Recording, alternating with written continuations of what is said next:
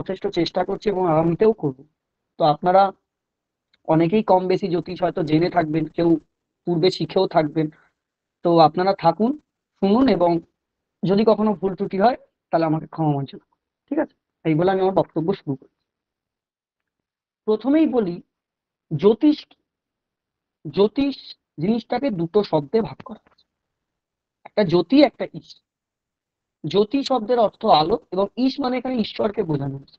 অর্থাৎ ঈশ্বর থেকে প্রেরিত যে আলো, সেই আলোকে বা আলোর দিশা যেদিকে গেছে সেই পথকেই জ্যোতিষ বলা হয়। এবং সেটি যিনি দেখিয়ে থাকেন তাকে জ্যোতিষী বলা হয়। অনেকে ভাবেন যে জ্যোতিষ মানেই ভাগ্য বদলে দেবে, ভাগ্য পরিবর্তন করবে। কোনোদিনই করে না। জ্যোতিষ শুধু ভাগ্যের দিশাটা দেখাতে পারে, তাও একজন সুদক্ষ জ্যোতিষী এটা পারে। কম দিনের চর্চায় বা অল্প সময়ের মধ্যে জ্যোতিষ কখনোই রপ্ত করা যায় না। আজকে আমি 12 বছরেও মনে হয় কিছুই পারিনি। অনেক সময় অনেক জ্যোতিষের কাজ করতে গিয়ে অসুবিধা হয়, সময় নিতে হয়, তবুও সেখানে আমার অক্ষমতা থেকেই যায়। তো সেই জায়গা থেকেই বলছি, জ্যোতিষ ঈশ্বরের দেখানো পথ। অনেক শাস্ত্র, অনেক জ্ঞান, অনেক পুঁথি, অনেক উপনিষদ, অনেক বেদ আমাদের ভারতবর্ষে আছে, সেটাই সবাই জানে যে ভারতবর্ষ এক বিরাট সমৃদ্ধশালী দেশ এবং আধ্যাত্মিকতার জন্ম এই ভারতবর্ষে। তো যুগে যুগে বিভিন্ন শাস্ত্রের পাশাপাশি এই জ্যোতিষশাস্ত্র তার সামর্থ্য সবসময় প্রদান করে গেছেন। এবং যুগে যুগে কালক্রমে বিভিন্ন ক্ষয়ক্ষতি, তারপরে বহিরাগতদের আক্রমণ, সেটাও নিশ্চয়ই জানেন যে সমৃদ্ধ বলেই বহিরাগতরা আক্রমণ করেছেন। এবং কিছু মানুষ তার নিজের স্বার্থে অনেক কিছুকে পরিবর্তন করে এই জ্যোতিষশাস্ত্রকে ধ্বংস, অবলুপ্ত এবং বিকৃত করার চেষ্টা করছেন এবং করেও যাচ্ছেন। তো আমরা সেদিকে পক্ষপাতিত্ব না করে আমরা জানবো এই জ্যোতিষ কোথা থেকে এসছে। এই জ্যোতিষ সবার প্রথমে ত্রিশক্তি দ্বারা চালিত ছিল, ব্রহ্মা বিষ্ণু মহেশ্বর। পরবর্তী প্রজন্মে মাতা দুর্গা নিশ্চিত জ্যোতিষের ব্যাখ্যাও আমাদের শাস্ত্রে পাওয়া গেছে। এবং তার পরবর্তী প্রজন্মে বিভিন্ন মুনি, ঋষি, যারা দীর্ঘদিন ধরে জ্যোতিষ চর্চা করে গেছে। এবং এই জ্যোতিষের নির্দিষ্ট কোনো একটা দিক নেই। আজকের ডেটে দাঁড়িয়ে মিডিয়া যেহেতু খুব সুন্দর এবং পরিষ্কার, যার ফলে আজকের ডেটে দাঁড়িয়ে আমি বলতে পারি আমি 6 থেকে 7 রকম জ্যোতিষ চর্চা জানি। কিন্তু সবশেষে গিয়ে দেখি সব জ্যোতিষেরই কোথাও না কোথাও একটা খামতি রয়েছে, সেটা সম্পূর্ণ নয়। পৃথিবীর সব শিক্ষাই তাই, সবকিছুরই অসম্পূর্ণ রয়েছে। ডাক্তারির মতো শাস্ত্র, দেখবেন একটা ডাক্তার যত কোয়ালিফাইডই হোক না কেন, সরি তাকে বলতেই হয়, সরি বলতেই হয়। কখনো কোনো এক জায়গায় এটা বলতে পারি যে জ্যোতিষশাস্ত্র ডাক্তারির থেকেও অনেক বেশি শক্ত। কেন? ঠিক আছে, এই কারণে যে জ্যোতিষের কোনো নিত্যতা সত্যি নেই যে এটা হলেই এটা হবে, এটা হলেই এটা হবে না, বলা যাবে না। কিন্তু সায়েন্সে সেটা ব্যাখ্যা হয়, ইফ বাট বলে কিছু নেই, ইয়েস অর নো। ঠিক আছে? তো সেখানে এটার ব্যাখ্যা নেই এই কারণে, কারণ বহুদিন ধরে রিসার্চ থেকে পাওয়া জিনিসগুলোকে নথি করে করে মিলিয়ে মিলিয়ে এগুলো চর্চা করে যাওয়া হয়েছে এবং দিনে দিনে উন্নত হয়েছে, তার ফলে শিওর হওয়া গেছে। কিন্তু কোথাও গিয়ে এগুলো বিকৃত হয়েও যায়, সেই কারণে আমরা অসমর্থ। তো বিভিন্ন রকমের মুনি ঋষিরা তাদের দৃষ্টিভঙ্গি, দর্শন আলাদা হতেই পারে। তো সেইকে কেন্দ্র করে প্রথম স্তরের জ্যোতিষ থেকে শুরু করে এখন আমি যদি লং টাইম অনেক কিছু বলতে যাই আমাদের ব্যাখ্যা অনেক বেড়ে যাবে। তো আমি তাড়াতাড়ি আসল জায়গায় ঢুকবো, একটু চর্চা করে নিচ্ছি তার আগে। তো বিভিন্ন রকমের জ্যোতিষ চর্চার কথা বলা আছে, যেমন বৈদিক জ্যোতিষ, নারী জ্যোতিষ, জৈমিনী জ্যোতিষ, কালচক্র জ্যোতিষ, নারী নক্ষত্র জ্যোতিষ, লাল কিতাব জ্যোতিষ বর্তমানে উঠেছে, তারপরে কৃষ্ণমূর্তি জ্যোতিষ, আরো অনেক রকমের জ্যোতিষের ব্যাখ্যা পাওয়া গেছে, রমল শাস্ত্র বা পাশাপাশি হোরা শাস্ত্র, এরকম অনেক জ্যোতিষের ব্যাখ্যা পাওয়া গেছে। কিন্তু ট্র্যাডিশনাল বৈদিক জ্যোতিষ হচ্ছে আদি। ঠিক আছে? বিভিন্ন মুনি ঋষিদের দ্বারা এটা চালিত, মহর্ষি পরাশর দ্বারা হয়েছে এবং তাকে উন্নত করার জন্য ঋষি জৈমিনী এসছেন। এরকম করে বহু লোক, মানে মুনি ঋষিদের ছত্রছায়ায় এই জ্যোতিষ উন্নত হতে হতে এসছে এবং যুগের তারতম্যে স্থান কাল পাত্র অনুসারে নষ্টও হয়েছে, আবার উন্নতি লাভও করেছে, সে সব শিক্ষার ক্ষেত্রে। তার আগেও জ্যোতিষের ব্যাখ্যা ছিল।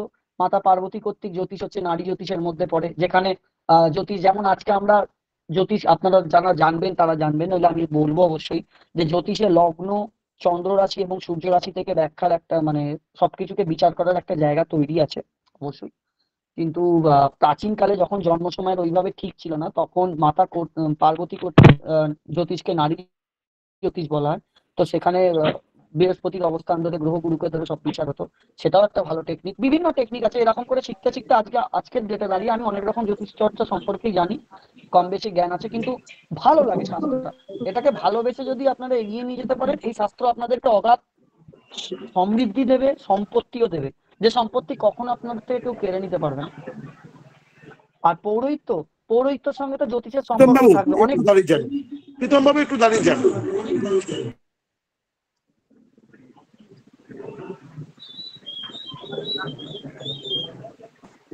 আমি বারবার রিকোয়েস্ট করছি, যারা ক্লাসের মধ্যে মাইক্রোফোন অন করে রেখেছেন, প্রদীপ চক্রবর্তী, সৌরভবাবু ভিডিওটা বন্ধ করুন। যারা মাইক্রোফোন গুলো অন করে রেখেছেন, প্রদীপ চক্রবর্তী আপনাকে বলছি মাইক্রোফোন অফ করুন। আপনার যদি ক্লাস ভালো না লাগে, আপনি অন্যকে ডিস্টার্ব করছেন, এটা একটু মানুন।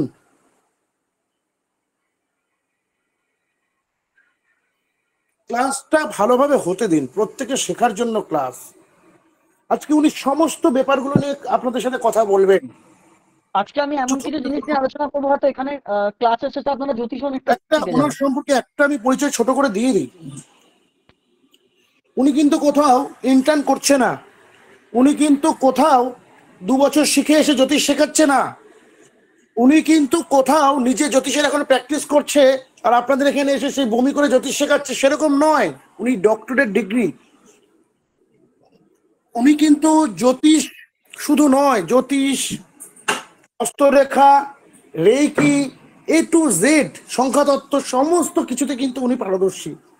এই ওনার সম্মানটা রাখার জন্য অন্তত আমার কথাটা মানুন, ক্যামেরাগুলোকে অফ করুন, মাইক্রোফোন অফ করুন, ক্লাসটাকে সুন্দরভাবে হতে দিন। উনি সকলের উত্তর দেবেন, এইটুকু মাথায় রাখবেন। বঙ্গীয় নবসনাতনী ট্রাস্ট আপনাদের জন্য। আপনারাই যদি আপনাদের ঘরের মধ্যে এই ছোট ছোট অশান্তিগুলো শুরু করেন, তাহলে কি হবে বলুন তো ব্যাপারটা। আবারও বলছি, উনি কিন্তু কোথাও 2 বছরের জন্য প্র্যাকটিস করে এসে কিন্তু জ্যোতিষ শেখাচ্ছেন না, কোনো সংস্থায় কিন্তু এখনো তিনি পড়ছেন আর আরেক জায়গায় শেখাচ্ছেন, এরকম ঘটনা নয়। এটা মাথায় রাখুন সকলে, ওনার একটা সম্মান আছে, উনি ডক্টরেট। অতএব ওনাকে ক্লাসটা করতে দিন, কেউ মাইক্রোফোনটা অন করবেন না। আমি হাত জোর করছি প্রত্যেকটি ছাত্রের কাছে, বঙ্গীয় নবসমাজী রাষ্ট্রের কর্ণধারে হাত জোর করছি, কেউ মাইক্রোফোন ক্যামেরা অন করবেন না। আমি বারবার দেখতে পাচ্ছি। প্রীতমবাবু আপনি শুরু করুন। আর এই অসুবিধার জন্য আমরা বঙ্গীয় নবসমাজী রাষ্ট্রের পক্ষ থেকে খুবই দুঃখিত। আচ্ছা, ধন্যবাদ স্যার। তো আপনারা শুনুন মন দিয়ে, ভালো লাগবে, কিছু শিখতে পারবেন, ঠিক আছে? আপনারা অনেক কিছু জানতে পারবেন, সবকিছু পড়ে বা এ করে হয় না, ঠিক আছে? আর আমি যেগুলো বলছি কোনো বই পড়ে না, বহুদিনের অভিজ্ঞতা থেকে তুলে বলছি। আমি কিন্তু সারাদিন ধরে কোনো প্র্যাকটিস করে আপনাদের সামনে বসিনি আজকে কিছু শেখাবো বলে। আমার মনে যাতে আসছে সেটাই ঠিক। আমি ওই জন্যই প্রথমে ক্ষমা চেয়ে নিয়েছি সবার কাছে, যদি কিছু ভুল করে থাকি আপনারা ক্ষমাই করে দেবেন। সত্যি কথা বলতে আমি কিছু পাইনি, ভুল সবাই করে। তো সেটাই বলতে চাইছি, এই যে পৌরোহিত্য আর এই জ্যোতিষ জিনিসটা সবসময় না গল্পের মধ্যে দিয়ে হয়, জানেন তো? গল্পের মধ্যে দিয়ে জিনিস করলে দেখবেন অনেক কিছু শিক্ষাটা ভালো হয়। তো অনেক সময় অনেক পূজারী পুরোহিতের সঙ্গে আমার দেখা হয়, অনেক বড় বড় লেভেলের পুরোহিত। আমি হাওড়ার বুকে থাকি আজকে, হাওড়া কদমতলায়। তো সেখানে এখানেও বড় বড় পুরোহিত হয়েছে, হাওড়া পৌরহিত্য অ্যাসোসিয়েশনের হেড আজকের ডেটে আমাকে ভীষণ সম্মান করে চলে। যেখানে দেখতে পান উনি গাড়ি নিয়ে দাঁড়িয়ে পড়েন একবার আমার সাথে কথা বলার জন্য। যাই হোক, তো আমি বিস্তারিত সেখানে ঢুকছি না। তো উনি উনি জ্যোতিষ করেন না, কিন্তু জ্যোতিষ খুব ভালোবাসেন, উনি পৌরোহিত্য নিয়েই থাকেন। তো ওনার মতো অনেকেই আমাকে খুব রেসপেক্ট করে, এবং কিছু কিছু মানুষ এরকম বলে, এই জ্যোতিষ করছিস তুই, ব্রাহ্মণের ছেলে, তো পৌরোহিত্য শিখতে পারিস, তুই তো শিক্ষিত, এই করতে পার, পৌরোহিত্যের ভালো পুরোহিত পাওয়া যায় না, পাওয়া যায় না। আমি তাতে কি, জ্যোতিষ করছি কোনোদিন পৌরোহিত্য অবশ্যই আসবো। জ্যোতিষ বিনা কখনো পৌরোহিত্য হয় নাকি? বলছে এই তো নয়, এই একটা বাজে কথা বলে দিলি, জ্যোতিষের সঙ্গে কেন পৌরোহিত্যের তুলনা করছিস? আমি না খুব স্টান্ট মেরে গেলাম, আমি বলছি, কি বললেন একটু বলুন। বলছে এই দুটোকে এক করবি না, নিজের জায়গা যেটা করছো সেটা করো, এটাকে এক করতে যেও না, ওটার মধ্যে ভুয়ো ভণ্ডামি আছে। আমি বলছি মেনে নিচ্ছি, পৌরোহিত্য ভুয়ো ভণ্ডামি নেই, আপনি যে পুজোটা করছেন 100% ঠিক করছেন। আমি হয়তো পৌরোহিত্য বুঝি না, কোনো অভিজ্ঞ লোক যদি এসে আপনার সামনে দাঁড়ায়, আপনার জিভ কখনো আটকে যাবে সেই জায়গায়। এমন একটা ছোট্ট ভুল করবেন যেটা হয়তো পুজো করা উচিত না, হয়তো পৃথিবীতে সবাই ভুল করে। আর আপনার জানার দরকার আছে, আপনি যে পুজোটা আজকের ডেটে ধরুন দুর্গা পুজো করতে বসেছেন, কালী পুজো করতে, পুজো যা খুশি করতে বসেছেন, এখানে সংকল্প লাগে তো, সেই সংকল্প করতে যে জিনিসগুলো দরকার লাগে সেগুলো ব্যাখ্যা কোথা থেকে আসে? জ্যোতিষ ছাড়া তার গণনা হবে না। পঞ্জিকা গঠন কোথা থেকে হয়? জ্যোতিষের গণনা পদ্ধতির দ্বারা হয়। জ্যোতিষকে অনেক ভাগে বিভক্ত। একটা গণনা শাস্ত্র, একটা ফলিত শাস্ত্র, একটা গণিত শাস্ত্র, ফলিত শাস্ত্র, ঘোড়া শাস্ত্র। ঠিক আছে? আজকে যদি আমি এখন ডিপে সবকিছু নিয়ে বলতে যাই তাহলে রাত শেষ হয়ে যাবে পুরো ব্যাখ্যা করতে গেলে। আমি জাস্ট টাচে দিয়ে যাচ্ছি। ভবিষ্যতে যখন ক্লাসে আসবো আমি আরো ডিটেলসে দেওয়ার চেষ্টা করব, কারণ আজকে আমি আপনাদের কিছু শেখাবার চিন্তা নিয়ে এসেছি, যে আজকে আপনারা ক্লাসের শেষে যে এতক্ষণ বসে আছেন কিছু নিয়ে যাবেন এখান থেকে প্রত্যেক। সবাই একটু বলুন ক্লাস ভালো লাগছে তো? একটু এসএমএস করুন, হ্যাঁ তাহলেই বুঝতে হ্যাঁ পারবেন। স্যার হ্যাঁ হ্যাঁ স্যার হ্যাঁ গুরুজি, হ্যাঁ ভালো লাগে। হ্যাঁ ভালো ঠিক আছে। লাগছে। ভালো লাগছে ক্লাস, হুম, খুব সুন্দর হ্যাঁ হচ্ছে। তো এবার হ্যাঁ বরাবর ভালো হয়। হুম, হ্যাঁ বরাবর থ্যাংক ইউ। হ্যাঁ তো এবার বলি, এই যে গণনা শাস্ত্র, পৌরোহিত্য করতে গেলে যে গণনা, যেমন ষষ্ঠী তিথি, অমাবস্যা, পূর্ণিমা, এগুলো কোথা থেকে আসে? আপনাদের মধ্যে এখানে হয়তো অনেকেই আছেন যারা আমার কাছে আগে এইখানে বঙ্গীয় নব সনাতনী ট্রাস্টে আমার কাছে ডেমো ক্লাস করেছেন। অনেকেই আছে, একটু হ্যান্ড রেজ করতে বলে তো মনে হয় 70% লোক হ্যান্ড রেজ করে ছেড়ে দেবে। ঠিক আছে, তারা আমার কাছে করেছেন, বা আমি ডেমো ক্লাসে অনেকটাই খানিকটা এগিয়েছিলাম। সময়ের জন্য আমি ডেমো ক্লাসে আসতে পারিনি, তার জন্য আমি ক্ষমা চাইছি। কারণ আমারও ব্যক্তিগত অনেক কাজ থাকে বা এ থাকে। আজকে আমি পড়াবো ঠিক করেছি, স্যারকে রিকোয়েস্ট করেছিলাম, স্যারও আমার সঙ্গে আমাকে সুযোগ দিয়েছে, তার জন্য অসংখ্য ধন্যবাদ স্যারকে। তো সেই জায়গায় দাঁড়িয়ে বলতে পারি, পৌরোহিত্য করতে গেলে যে জিনিসগুলোর দরকার লাগে, কখন কোন জায়গায় কোন তিথি, এইগুলো জ্যোতিষের গণনার মাধ্যমেই সেগুলো গঠন হয়, তারপর পুরোহিত নিয়ে সেগুলো কাজ করে। এইগুলো ছাড়া কখনো হয় না। তো এইটা নিয়েও কোনো পুরোহিত আমার সঙ্গে যখন কন্ট্রোভার্সি করেছিল, তখন আমি জিজ্ঞেস করেছিলাম আপনার এডুকেশনাল কোয়ালিটি, মানে তখন লাস্ট পর্যন্ত গিয়ে আমি জিজ্ঞেস করেছিলাম আপনার এডুকেশনাল কোয়ালিফিকেশন কি আছে। 10 পাস ছিল। আমি বললাম ঠিক আছে, তাহলে আপনার সাথে আমি কথা বলবো। মানে আমি নিজেকে বড় ছোট এরকম ভাবছি না। উনি যদি রিসিভ মুডে থাকতেন, গ্রহণযোগ্যের মুডে থাকতেন, উনি কিন্তু আমার সঙ্গে আলোচনায় বসে একবার জানার চেষ্টা করতেন। বয়সে বড় তো কি হয়েছে, বয়সে বড়দের থেকে ছোটদের থেকে অনেক কিছু শেখা যায়। আমি তো প্রত্যেক মুহূর্তেই কারোর থেকে না কারোর থেকে কিছু শিখতে থাকি, সবার থেকে শেখার আছে। উনি আলোচনা প্রসঙ্গে থাকলে হয়তো আমি ওনাকে ব্যাপারটা ক্লিয়ার করে বুঝিয়ে দিতাম, হয়তো কিছু নিতামও না। যদিও আজকের দিনে ফ্রিতে কাউকে জ্ঞান দেওয়া একদমই উচিত না। যে ফ্রিতে জ্ঞান দিয়েছে সে কিন্তু সমস্যায় পড়েছে।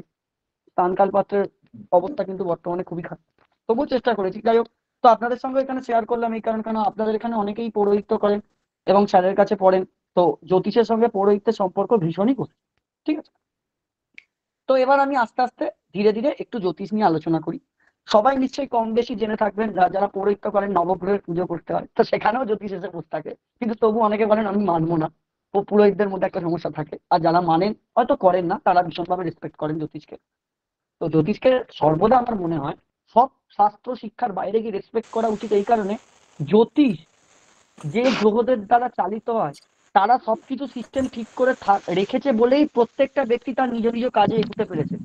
গ্রহ না চাইলে আমরা কিছু করতে পারি না। সবাই বলে কর্মই সব কথা, শেষ কথা। অবশ্যই কর্ম শেষ কথা, কিন্তু সেই কর্মটা করাটা কি করব না করব, যে চিন্তা ভাবনা থিঙ্কিং, সেটাও গ্রহদের দ্বারা চালিত হয়। ধরিত্রীতে যখন আমরা পা রেখেছি, সেটাও গ্রহের সময়কাল দিয়ে ক্যালকুলেশন করে হয়েছে, কারণ সন্তান গণনার জন্য জ্যোতিষের ব্যবহার করা। এবং হেন কোনো যুগ নেই যেখানে জ্যোতিষের ব্যাখ্যা হয়নি। হ্যাঁ হ্যাঁ, এটা বলতে পারি, হয়তো জ্যোতিষের তারতম্যের তফাৎ হয়েছে। হয়তো আমরা এখন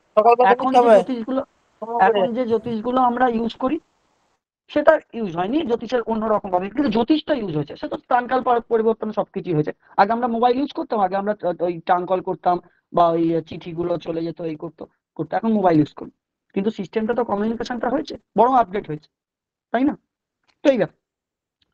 তো যখন এটা উন্নতি হতে শুরু করলো, তার সাথে সাথে আমাদেরকেও আপডেট হতে ছিল। প্রত্যেক মুহূর্তে জ্যোতিষ এবং স্থানকাল পাত্রের সঙ্গে এটা চেঞ্জ হচ্ছে, তো ভালো লাগছে। এবার এখানে অভ্যাস এবং রিসার্চ প্রত্যেক মুহূর্তে খাটা, প্রত্যেক দিন 2 ঘন্টা 1 ঘন্টা করে পড়াশোনা না করলে এই জায়গায় একটা মানে পরিপক্ক জ্যোতিষ হতে অনেক কষ্টকর আছে, যেটা আমি আজকে ডেটে বুঝতে পারছি। মানে 12-13 বছরের অভিজ্ঞতা থেকেও আমি বুঝতে পারছি। তবে ভালো করে পড়লে বছর খানেকের মধ্যে আপনারা একটা ভালো জায়গায় আসতে পারেন, একটা সম্মানের জায়গায় বসতে পারেন।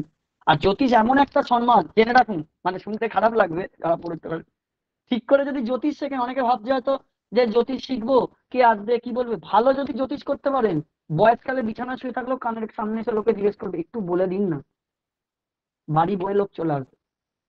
বিছানা শুয়ে থাকলেও আপনি করতে পারবেন জ্যোতিষ। বয়সকালের বলে এটা, এটা বয়সকালের অমূল্য সম্পদ। এটা আমাকে জ্ঞান কেউ দিয়েছিলেন, যে এখন তুমি করছো তো কিছু পাচ্ছ না, জ্যোতিষ হচ্ছে বয়সকালের অমৃত রস। যদি তুমি ভালো করতে পারো, বিছানা শুয়ে থাকলেও পাশে এসে একবার কানের গোড়ায় জিজ্ঞাসা করবে একটু বলে দিন না। এটাই হচ্ছে তার সারা জীবনের মেহনত।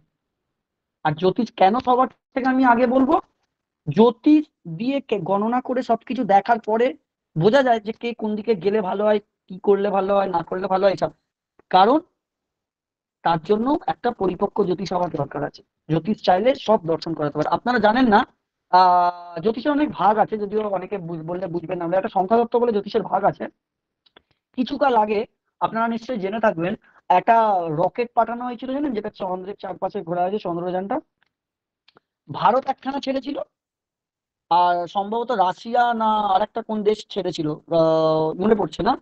তো পরে যখন ভারতেরটা সফল হয়েছিল, তারটা মাঝখানে গিয়ে ধ্বংস হয়ে গেছিল, অনেকেই জেনে থাকবেন এটা, ঠিক আছে। যখন দেখবেন ওটা নিয়ে ক্যালকুলেশন করা হয়েছে, তখন দেখেছিল ভারতীয়রা কি করেছিল, যখন যেটাকে পাঠানো হয়েছিল সেখানে কি ডেটটা ইউজ করেছিল, সেই ডেটটা সাফল্যের ডেট ছিল। আমি এর থিসিসটা খবরের কাগজে পড়েছিলাম, ভালো লেগেছিল যিনি লিখেছিল। তার মানে যে জ্যোতিষ, মানে জ্যোতিষ বলবো না, যারা জ্যোতির্বিদ্যা নিয়ে গণনা করেন, জ্যোতির্বিদ্যা জ্যোতিষ আলাদা, সেটা আমি আসছি অবশ্যই, ঠিক আছে। যারা জ্যোতির্বিদ্যা নিয়ে মানে চর্চা করেন, তাদের মনেও কিন্তু মানে সায়েন্সের লোক হয়েও, ইসরো লোকেরা, ভারতীয়রা, তারাও কিন্তু ভারতবর্ষের লোক হিসাবে তাদের মনেও জ্যোতিষটাকে কিন্তু রেখে দিয়েছে। ভালো লাগলো দেখে যে সেখানেও ইউজ করা হয়, এবং ভালো করে ক্যালকুলেশন করলে মান্ডেন জ্যোতিষ বা রাষ্ট্রীয় জ্যোতিষ যাই করেন না কেন, অনেক কিছু জানা যায়, জানার কোনো শেষ নেই। আচ্ছা, এবার জ্যোতির্বিদ্যা থেকে জ্যোতিষ কি করে এসছে একটু বলি। জ্যোতির্বিদ্যা হচ্ছে গ্রহ নক্ষত্র নিয়ে আলোচনা, সেটা সবাই কম বেশি জেনে থাকবেন, যে আমাদের দেশে ইসরো বা নাসা থেকে সব বিভিন্ন খবর দেয়, এই গ্রহ সামনে আসছে, ওই গ্রহ সামনে আসছে, এটা ধূমকেতু আসছে, এই আসছে, এটা হচ্ছে জ্যোতির্বিদ্যা, ঠিক আছে। এই জ্যোতির্বিদ্যা আজকের ডেটে নয়, মেশিন দিয়ে দেখে সব কনফার্ম করা হচ্ছে। আপনি কি জানেন আমাদের প্রাচীন ভারতের মুনি ঋষিরা এক জায়গায় বসে অঙ্ক করে সব দূরত্ব মেপে দিয়েছিলেন? তারা কোন ইউনিভার্সিটি থেকে পড়েছিল কোনো কারুর জানা নেই, কিন্তু এরা ইউনিভার্সিটি থেকে পড়ে মেশিন গুলো আবিষ্কার করে ওরা যেটা করে গেছিল সেটাকে মানে প্রমাণ করেছে। এটা কিন্তু একটা ভালো লাগার জায়গা, যে ভারতে কিছু রসদ ছিল, কতটা অগাধ সম্পত্তি ছিল, যে তারা এমনি অঙ্ক করে বলে দিয়ে গেছে। এরা এত লেখাপড়া শিখে বড় বড় ডিগ্রি নিয়ে এসে মেশিন দিয়ে সেটাকেই একই ঘুরিয়ে প্রমাণ করছে, ঠিক আছে। এখন ওদিকেও আলোচনা করতে গেলে অনেক মাইথোলজি বা অনেক সাইন্টিফিক জায়গায় ঢুকতে হবে, মানে বক্তব্যটা আগে কি বলবো বুঝতে পারছি না। হ্যাঁ, তো আহ ওই মুনি ঋষিরা তৎকালীন সময় যেগুলো পৃথিবীর চারপাশে ঘোরা গ্রহগুলো দেখছিল, দেখতে দেখতে যখন দেখছে এরা যখন ভ্রমণ করছে, সেই তার এফেক্ট গুলো পৃথিবীতে থাকা মানুষের ওপর, বিভিন্ন স্থানের ওপর এক একটা করে প্রভাব ফেলছে। এটা অনেকদিন পরে মানে বিভিন্ন মুনি ঋষির মাথায় এসছে। ওরা ওই নথিগুলোকে এক জায়গায় করতে শুরু করলো, করে তার উপরে লেখা শুরু করলো, থিসিস করলো, দীর্ঘদিন করতে করতে করতে করতে সেখান থেকে যেটা এসছে তার নাম হচ্ছে জ্যোতিষবিদ্যা।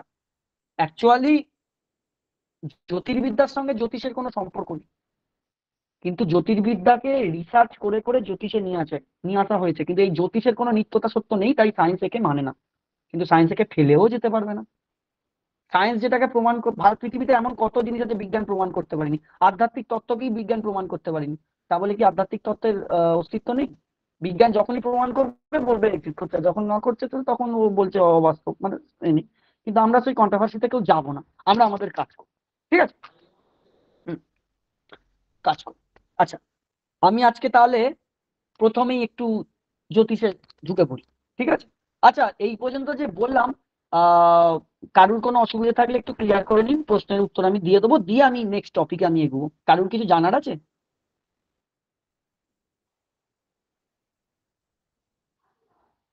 কারুর কিছু জানার নেই, তাই তো? হ্যান্ড রেজ করুন, এক এক করে দিয়ে হ্যাঁ দিন। স্যার, আমার আছে। হ্যাঁ বলুন। স্যার, এর আগের দিন বলেছিলাম ওই যে রাত্রে জন্ম হলে যে শনির যে একটা প্রভাব পড়ে, আর দিনের বেলার জন্ম হলে শনির যে একটা প্রভাব পড়ে, আপনি তখন এড়িয়ে গেছিলেন। রাত্রিরে জন্ম হলে শনির প্রভাব পড়ে, আর দিনের বেলা জন্ম হলে শনির প্রভাব পড়ে না। আপনি পৌরোহিত্য করেন? হ্যাঁ স্যার। এখানে স্যারও আছেন, স্যারকে জিজ্ঞেস করবেন তো রাত্রিরে পুজো হলে কি সূর্যার্ঘ দেওয়া হয় না?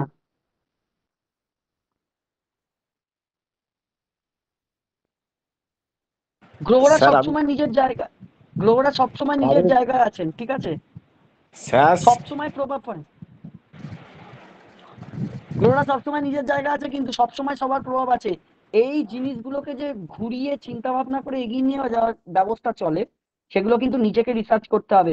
যেমন আপনি জানেন না, আপনার কথা প্রসঙ্গে আমি একটা কথা বলি, বৈদিক জ্যোতিষে অনেক রকম যোগের ব্যাখ্যা আছে জানেন, কালসর্প যোগ, মাঙ্গলিক যোগ, সবাই তো এইগুলোর নাম তো শুনেই থাকবে জ্যোতিষ না বুঝলে। আর এগুলো দিয়ে ভয় দেখানোর চক্কর চলে, কিন্তু আজকের ডেটে দাঁড়িয়ে আমি যে জায়গায় জ্যোতিষ চর্চা করি, এগুলোর কোনো এক্সিস্ট নেই। মানে আমাকে কোনো একটা ইন্টারভিউতে জিজ্ঞেস করা হয়েছিল কালসর্প যোগ বলতে কি বোঝেন, আমি ঘুরিয়ে তখন তাকে জিজ্ঞেস করেছিলাম কালসর্প যোগ কবে থেকে আবিষ্কার হয়েছে আর এর ব্যাখ্যাটা কোন শাস্ত্রে কিভাবে করা আছে সেটা আপনি বলে দিন, তারপর আমি কালসর্প যোগ সম্পর্কে আপনাকে বিস্তারিত বলবো। তো উনি নিজে ভিড়মি খেয়ে গেছেন ভীষণভাবে। তখন আমি বলেছিলাম আপনি নিজেও জানেন, আপনি আমাকে প্রশ্নটা করছেন, কালসর্প যোগ চেম্বারে বসে লোককে ভয় দেখানোর জন্য একটা যোগ, বাস্তবে কালসর্পযোগ বলে কোনো কিছু এক্সিস্ট করে না। কালসর্পযোগে বরং এরকম হয়েছে, অনেক লোকের উন্নতি হয়েছে। সেটা কোন কুণ্ডলী আপনি পাবেন বলতে পারবেন, যে কুণ্ডলিতে কারুর খারাপ ভালো দুটো নেই? আরে ধরিত্রীতে পা রেখেছি আমরা সুখ দুঃখ কষ্টটা সব কটাকে ভোগ করবো বলে, তো জন্মকুণ্ডলী তো সেইভাবে তৈরি হয়েছে না। হ্যাঁ, চেম্বারে বসিয়ে ইনকাম করতে হবে, পয়সা ছাড়া দুনিয়ায় কিছু চলে না, আমি কিন্তু সেখানে সহমত, ঠিক আছে? ভয় দেখানোর জন্য আপনারা অনেক কিছুই করতে পারেন। এই শনি রাত্রিরে প্রভাব পড়ে, দিনের বেলা প্রভাব পড়ে না, ঠিক আছে? এইগুলো জ্যোতিষের একটা সরবল চ্যাপ্টার আছে, ঠিক আছে? আপনি কি জ্যোতিষ করেন যিনি বললেন? না স্যার। ঠিক আছে, কারোর কোথাও শুনে আপনি বলেছেন, ঠিক আছে, ভালো লাগলো প্রশ্নটা করলেন। যাই হোক, তো আস্তে আস্তে জ্যোতিষে থাকুন, থাকতে থাকতে অনেক কিছু এরকম বুঝতে পারবেন, নিজে যখন এই জায়গাটা দাঁড়াবেন সেদিন বুঝতে পারবেন, সেদিনকে অনেক কিছু পরিষ্কার হয়ে যাবে। যদিও এটা মানে আমি একদিনের কথা আপনাকে বললাম, 12-13 বছরের অভিজ্ঞতা আপনাকে ছোট করে তুলে ধরার চেষ্টা করলাম, ঠিক আছে? আচ্ছা, এবার তাহলে আমি একটু এগোই, ঠিক আছে? আহ হ্যাঁ, আরেকটা কথা বলতে চাচ্ছিলাম, যে কথাটা একটু এড়িয়ে গেলাম, এই যে প্রশ্নটা উঠলো আর বর্তমানে এটাকে নিয়ে খুব ভাঁওতা চলছে, এখানে ক্লিয়ার করে দিই। এই যে মাঙ্গলিক যোগ বলে একটা জিনিসকে খুব ইউজ করা হয় এবং ভয় দেখানো হয়, মাঙ্গলিক যোগ বলে একটা যোগকে বানানো হয়েছে এবং মঙ্গলের সেই প্রভাবটা পড়ে ঠিকই, কিন্তু যদি বিচার করা হয়, এই ক্লাসে যতজন আছে আমি প্রত্যেকের মাঙ্গলিক দোষ বের করে দেবো, জন্মকুণ্ডলী প্রত্যেকের, নইলে এখানে 79% উপস্থিত আছে, আমি মোটামুটি 75 থেকে 76টা লোকের বের করে দেবো, গ্যারেন্টি আছে যে প্রত্যেকে তারা মাঙ্গলিক। মাঙ্গলিক যোগের জন্য কখনো বিয়ে ভেঙে যাচ্ছে বা হচ্ছে এরকম হয় না, মাঙ্গলিক প্রত্যেকে, মাঙ্গলিকে অরিজিনাল যে রুলটা পাওয়া গেছে, আর আমি যেটা বাইরে থেকে পেয়েছি চর্চা করে, সেই রুলটা দিয়ে যার কাছে পেয়েছি তিনি ব্যাখ্যা করে বলেছিলেন যে রুলটা পেলেই মানে রুল ইউজ করলেই বুঝতে পারবেন যে দেখতে গেলে সবাই মাঙ্গলিক বেরিয়ে পড়বে, প্রত্যেকে মাঙ্গলিক বেরিয়ে পড়বে। তো কি করবেন আপনি? তো ভয় দেখিয়ে জীবনে কিছু করবেন না, ভালো করে কাজ করুন, দেখবেন সম্মান বাড়ি বয়ে চলে আসবে, ঠিক আছে? এটা গেল। আচ্ছা, এবার আমি একটু জ্যোতিষেই ঢুকে পড়ি, সবাই খাতা পেন নিন, ঠিক আছে? এখানে অনেকে অভিজ্ঞ রয়েছে জ্যোতিষে, আর যারা নেই তারাও আছেন। আমি একটু প্রথমে বলি, সবাই একটা জ্যোতিষের ছক কাটে, ঠিক আছে? কিরকম ছক কাটবেন আমি একটু স্যার একটু শেয়ার করছি স্ক্রিনটা।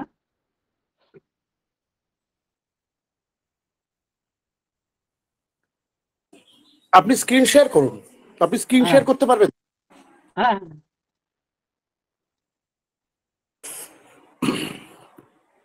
সকলের ভালো লাগছে আশা করি।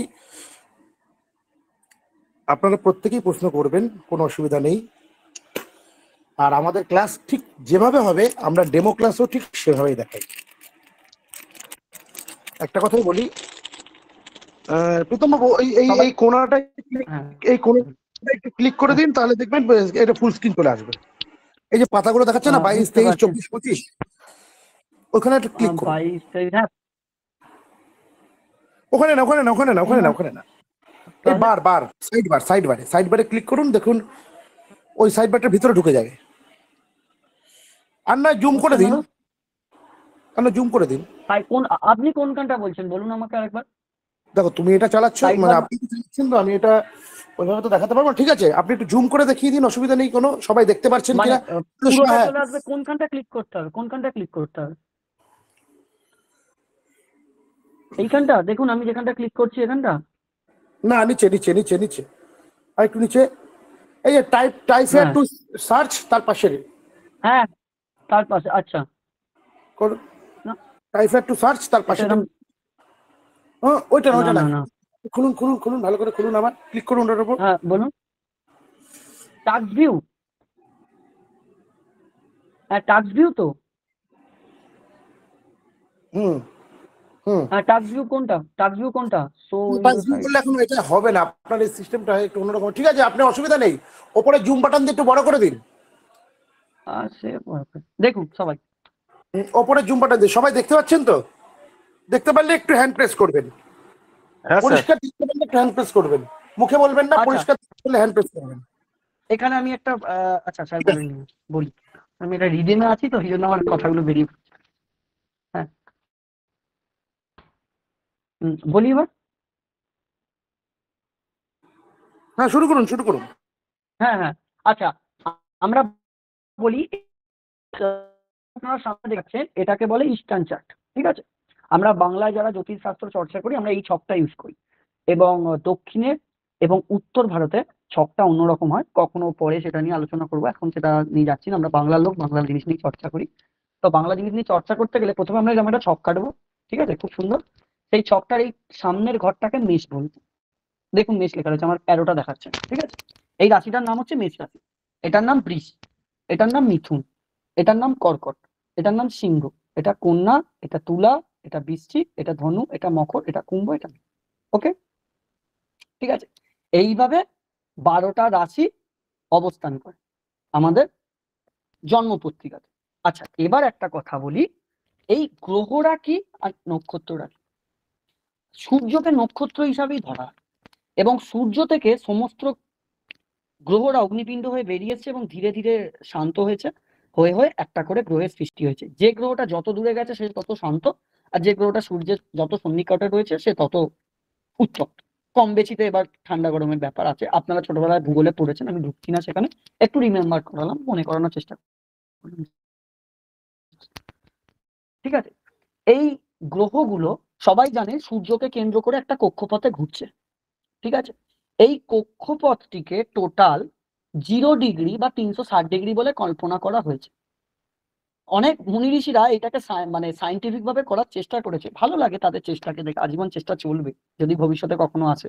কৃষ্ণমূর্তিজি তো খুব শিক্ষিত লোক ছিলেন, কেপি যখন করতে গেলেন পুরোটাই ইফ আর বাটে না থেকে ইয়েস নোতে চেষ্টা করেছেন, ভুল তারও হয়েছে, কিন্তু তিনি অত্যন্ত সায়েন্সের বড় টিচার ছিলেন এবং রিসার্চার ছিলেন।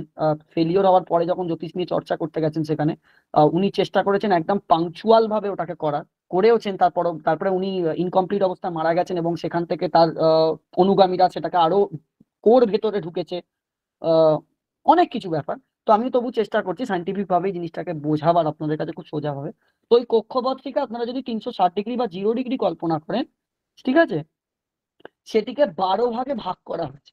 ঠিক আছে, এবার কেন এই 12 ভাগে ভাগ করা হয়েছে এটার অনেক ব্যাখ্যা আছে, সেটার ভেতরে আমি এখন ঢুকছি না। তারতম্য অনুসারে ওই 12 ভাগের মধ্যে 4 রকম তত্ত্ব, 3 রকম গুণ এবং নানা বৈশিষ্ট্য মিলিয়ে সেই পুরো জিনিসটাকে 12 ভাগে ভাগ করা হয়েছে। তার মধ্যে অগ্নি, পৃথ্বী, বায়ুজল আছে গুণ হিসাবে, তত্ত্ব হিসাবে, গুণ হিসাবে চস্তির দাত্তক আছে, এরকম। তো আমরা এখন ওইখানে না ঢুকে, কারণ ক্লাসটাও তো ক্লাসটাও তো লং টাইম হয়ে যাবে, সেরকম বোঝাতে গেলে জ্যোতিষশাস্ত্র তো একদিনের জিনিস না, আর আমি বলতে শুরু করলে সারা জীবন ধরে অনন্তকাল ক্লাস চলবে। তো সেটাই বলি, ওই 360 ডিগ্রিকে 12 ভাগে ভাগ করা হয়েছে, এক একটি ভাগকে 30 ডিগ্রি মান দেওয়া রয়েছে, এবং ওই 30 ডিগ্রি ভাগকে ক্রম অনুযায়ী এইরকম ভাবে, যে মেষ রাশিকে যদি 0 ডিগ্রি ধরেন, দেখুন ক্রম অনুসারে 30 30 করে 12টা আছে, 3 12 36, 360 ডিগ্রি করা আছে, এবং মেষ বিষু মিথুন হিসাবে এটাকে ক্রম অনুযায়ী অ্যান্টি ক্লকওয়াইজ বসানো আছে। ঠিক আছে, এই পর্যন্ত সবার ক্লিয়ার? আচ্ছা, এইখানে একটা জিনিস বলি, এই 12টি রাশি 9টা গ্রহের দ্বারা চালিত। সূর্যের সামনে যে গ্রহগুলো রয়েছে তাদের গতি বেশি, কারণ সূর্য এরকম রয়েছে, তার পাশে ঘুরছে এরকম বলয় আছে, এরকম অনেকগুলো বড় বড় বড় বড় বলয়। যত সূর্য থেকে দূরবর্তী গ্রহগুলো রয়েছে তাদের গমন খুব স্লো। সবচেয়ে শেষে রয়েছে শনি, বৃহস্পতি, ওরা। ঠিক আছে, শনি 2.5 বছর, বৃহস্পতির 1 বছর, সেগুলো আপনার কোর্সে আসবো, কে কি করছে না করছে আমি শর্টে বোঝাচ্ছি। তো সেই গমন অনুসারে তাদের কক্ষপথ ঠিক হয়ে থাকে। ঠিক আছে, এছাড়াও জ্যোতিষ শাস্ত্রে রাহু কেতু বলে দুটো গ্রহকে ব্যাখ্যা করা হয়েছে। ঠিক আছে, চন্দ্র হচ্ছে পৃথিবীর উপগ্রহ, সেখানে চন্দ্রকে গ্রহ বলেই দেখা হয়েছে, সায়েন্সের সঙ্গে সেগুলোর কোনো মিথ্যতা সত্য নেই। সূর্যকেও গ্রহ হিসাবেই দেখা হয়েছে, নক্ষত্র ভাগ। ঠিক আছে, এই হচ্ছে ব্যাপার। তো আমরা এখানে 9টা গ্রহের ব্যবহার করব। 9টা গ্রহ ছাড়া আরো 3টে গ্রহ আছে, রুদ্র বরুণ যম, আমরা সেখানে ঢুকবো না, সেটাও অনেক পরের এসছে এবং তারও অনেক ব্যাখ্যা রয়েছে বিস্তারিত। এবার এই যে জায়গাটা, ঠিক আছে, এই যে সূর্যকে কেন্দ্র করে পৃথিবী ঘুরছে, আমরা পৃথিবীতে বাস করছি, পৃথিবী থেকে সবটা দেখছি, এবং পৃথিবীকে কেন্দ্র করে চন্দ্রমা ঘুরছে, এটা সবাই জেনে আছে। ছোটবেলায় ভূগোলে কম বেশি সবাই জানেন এবং দেখেন, এটা তো খুবই সচেতন। এই যে দুটো সাইকেল ঘুরছে, সূর্য ফিক্স, পৃথিবী এরম ঘুরছে, এবং পৃথিবীকে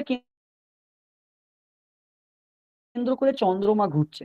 এই যে বলয় দুটোকে যে কেটেছে, চন্দ্রের বলয়টা যে টোটাল সূর্য আর পৃথিবীর যে পরিক্রমণের জায়গাটা যে কেটেছে, দুটো বিন্দু তৈরি করেছে, একটা সাউথ পোল একটা নর্থ পোল। এটা সায়েন্স, ঠিক আছে, এটা সায়েন্স আছে। কিন্তু ভারতীয় মুনি ঋষিরা যারা জ্যোতিষশাস্ত্র চর্চা করেছেন ওটাকে ছায়াগ্রহ হিসাবে রাহু কেতু নাম করেছে, ঠিক আছে। তো এইভাবে 9টা গ্রহ, 7টা গ্রহ এবং 2টো ছায়াগ্রহ নিয়ে টোটাল 9টা গ্রহ জ্যোতিষশাস্ত্রের স্থান পেয়েছে। আর কি পেয়েছে? 12টা রাশি স্থান পেয়েছে। তত্ত্ব, গুণ এবং নানা বৈশিষ্ট্য নিয়ে এই গুণগুলো তৈরি। এবং এই ঘরগুলোর একটা করে অধিপতি আছে। মেষের কে মঙ্গল, বৃষের কে শুক্র, মিথুনের কে বুধ, ঠিক আছে, কর্কটের চন্দ্র, ঠিক আছে, সিংহের রবি, কন্যার বুধ, তুলার শুক্র, মঙ্গলের বৃশ্চিক, ধনুর বৃহস্পতি, মকরের শনি, কুম্ভের শনি, মীনের বৃহস্পতি, ঠিক আছে। এর মধ্যে অনেক ব্যাখ্যা আছে।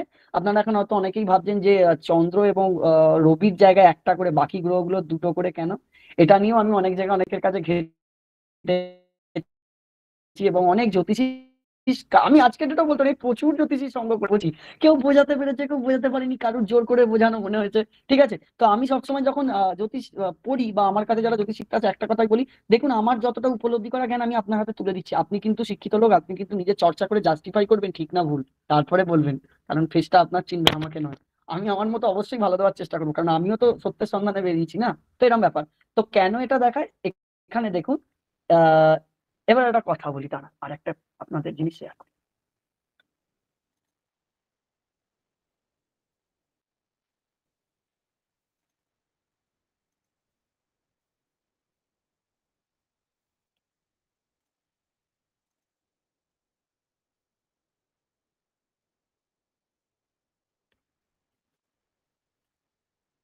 এই দেখ, সবাই কম বেশি দেখতে পাচ্ছেন আশা করছি।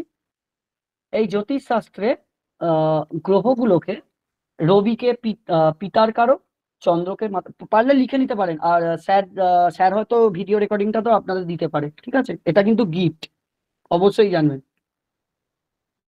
ঠিক আছে। আচ্ছা, রবি পিতার কারক, চন্দ্র মাতার কারক, মঙ্গল কারক, বুধ হচ্ছে পার্টনার বলুন বা বালক, ঠিক আছে, তার কারক, বৃহস্পতি হচ্ছে গুরুর কারক, ভেনাস শুক্র জীবন সঙ্গীর কারক, শনি হচ্ছে কর্মের কারক। এই হিসাবে এই গ্রহগুলোকে 2টো কারকে ভাগ করা হয়েছে। পরাশরীয় জ্যোতিষে কি বলছে? এইগুলো গ্রহের স্থির অবস্থা, মানে রবি সবসময় পিতার চরিত্রই দেখে, চন্দ্র মাতাকে ইন্ডিকেট করে, বৃহস্পতি গুরুকে ইন্ডিকেট করে, এইগুলো হচ্ছে গ্রহদের স্থির অবস্থা। আর গ্রহদের চর অবস্থা কি?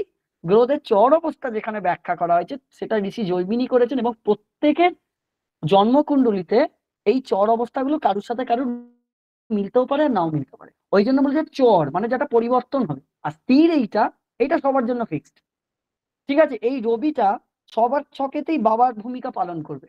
আবার এই রবিটাই চর অবস্থায় গেলে কারুর মায়ের জায়গা দেখতে পারে, কারুর ভাইয়ের জায়গা দেখতে পারে, কারুর সন্তানের জায়গা দেখতে পারে। ওকে, এটাকে বলে গ্রহদের 2 রকম অবস্থা আমি আপনাদের বললাম, চর আর স্থির অবস্থা।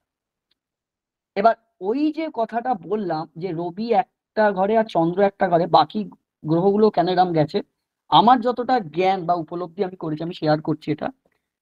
প্রথমে রবি আর চন্দ্র মাতা পিতা, দেখুন রবি আর চন্দ্র মাতা পিতা, ওকে। এই কন্যা আর মিথুন এই দুটো বুধের ঘর, মানে বাবার মায়ের থেকে সন্তান তৈরি হলো, ঠিক আছে, বাচ্চা, বুধ বাচ্চা গ্রহ। আসবো এসব আরো ডিটেলসে জানতে পারবো। এইটা হওয়ার পর কি এলো? বৃষ তুলা, এই দুটো ঘর শুক্রের ঘর, ঠিক আছে। শুক্র মানে কি? যৌবন, সেই বাচ্চাটা বড় হলো, ঠিক আছে, যৌবনে পড়া। যৌবন হওয়ার পর কি, যেই যৌবন পেলো তারপরে কি হলো, এবার তাকে সামর্থ্য ধরতে হবে, সংগ্রাম করতে হবে। তারপরে এই মেষ আর বৃশ্চিক এই দুটো মঙ্গলের ঘরে শেখা, ঠিক আছে? কি সুন্দর ঘুরছে দেখুন এই জন্ম মৃত্যুর চক্র। হলো এই মঙ্গল যখন তার জীবনে পরিশ্রম অর্জন করলো, সে অভিজ্ঞ হয়ে গেল। কিসে পরিণত হলো? জুপিটার, বৃহস্পতিতে পরিবর্তন হলো। মীন আর ধনু এই দুটো বৃহস্পতি স্থান পেল, ঠিক আছে?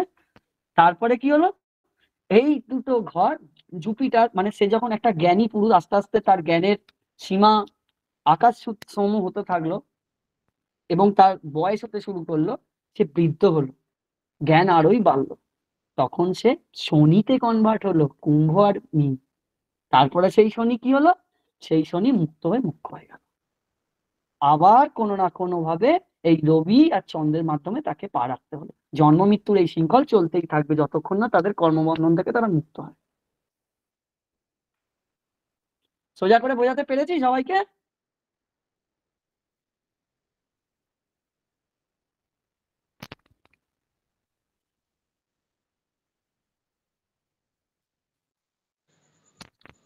আচ্ছা, যিনি হোস্ট আছেন, যিনি দেখছেন, কেউ একজন প্রশ্ন করতে চায়, হাত তুলেছেন, একটু তাকে দিন, সুযোগ দিন।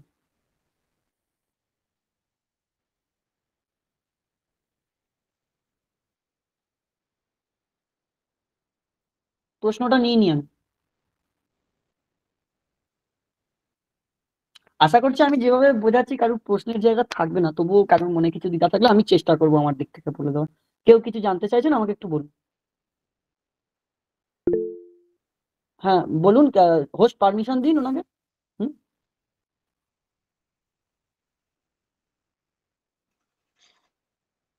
আপনাদের কোনো প্রশ্ন থাকলে প্রশ্ন করুন। হ্যাঁ, আমার একটা রয়েছে ছোট্ট প্রশ্ন, যে এটা জ্যোতিষী থেকে আমি একটু আলাদা জিজ্ঞেস করছি এই পুজো পার্বণের দিকে।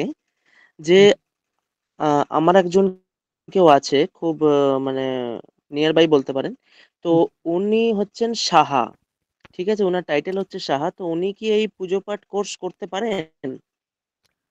ওটা স্যারের সঙ্গে অবশ্যই কথা বলুন, এটা জ্যোতিষ স্যার উত্তর ক্লাস দেবেন। চলছে, আপনারা জ্যোতিষ সংক্রান্ত কোনো প্রশ্ন থাকলে সেগুলো করুন। একটা কথা মাথায় রাখবেন, আপনি যদি এখন দার্জিলিং যেতে চান তাহলে দার্জিলিং মেল ধরতে হবে, মুম্বাই মেল ধরলে হবে না। তা যাদের জ্যোতিষ সংক্রান্ত কোনো কোশ্চেন আছে তারা হাত তুলুন, প্রত্যেকের অ্যান্সার দেওয়া হবে, প্রত্যেকের।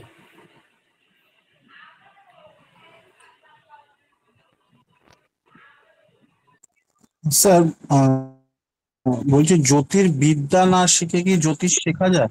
অবশ্যই, জ্যোতিষবিদ্যা শিখতে হলে সায়েন্সে খুব ভালো হতে হয়। সে কি জ্যোতির্বিদ্যা শেখার জন্য আপনাকে সায়েন্সে খুব দক্ষ হতে হবে। এবং ওটা আপনি কি বলে, যদি আপনি জানতে চান বই কিনে পড়তে পারেন। এবং সেখানে জানেন তো, আমি একটা কথা বলি আপনার কথা প্রসঙ্গে, এই যে আপনি যদি আমাকে এখন প্রশ্ন করেন মেষ রাশিটাই কেন মঙ্গল, বৃষ রাশিটাই কেন, আর এসব প্রশ্ন করে না অনেক সময় মানুষ মানুষকে বিব্রত করে। আমি প্রথমেই বলে দিচ্ছি কে কোথা দিয়ে কাকে বিব্রত করতে পারে।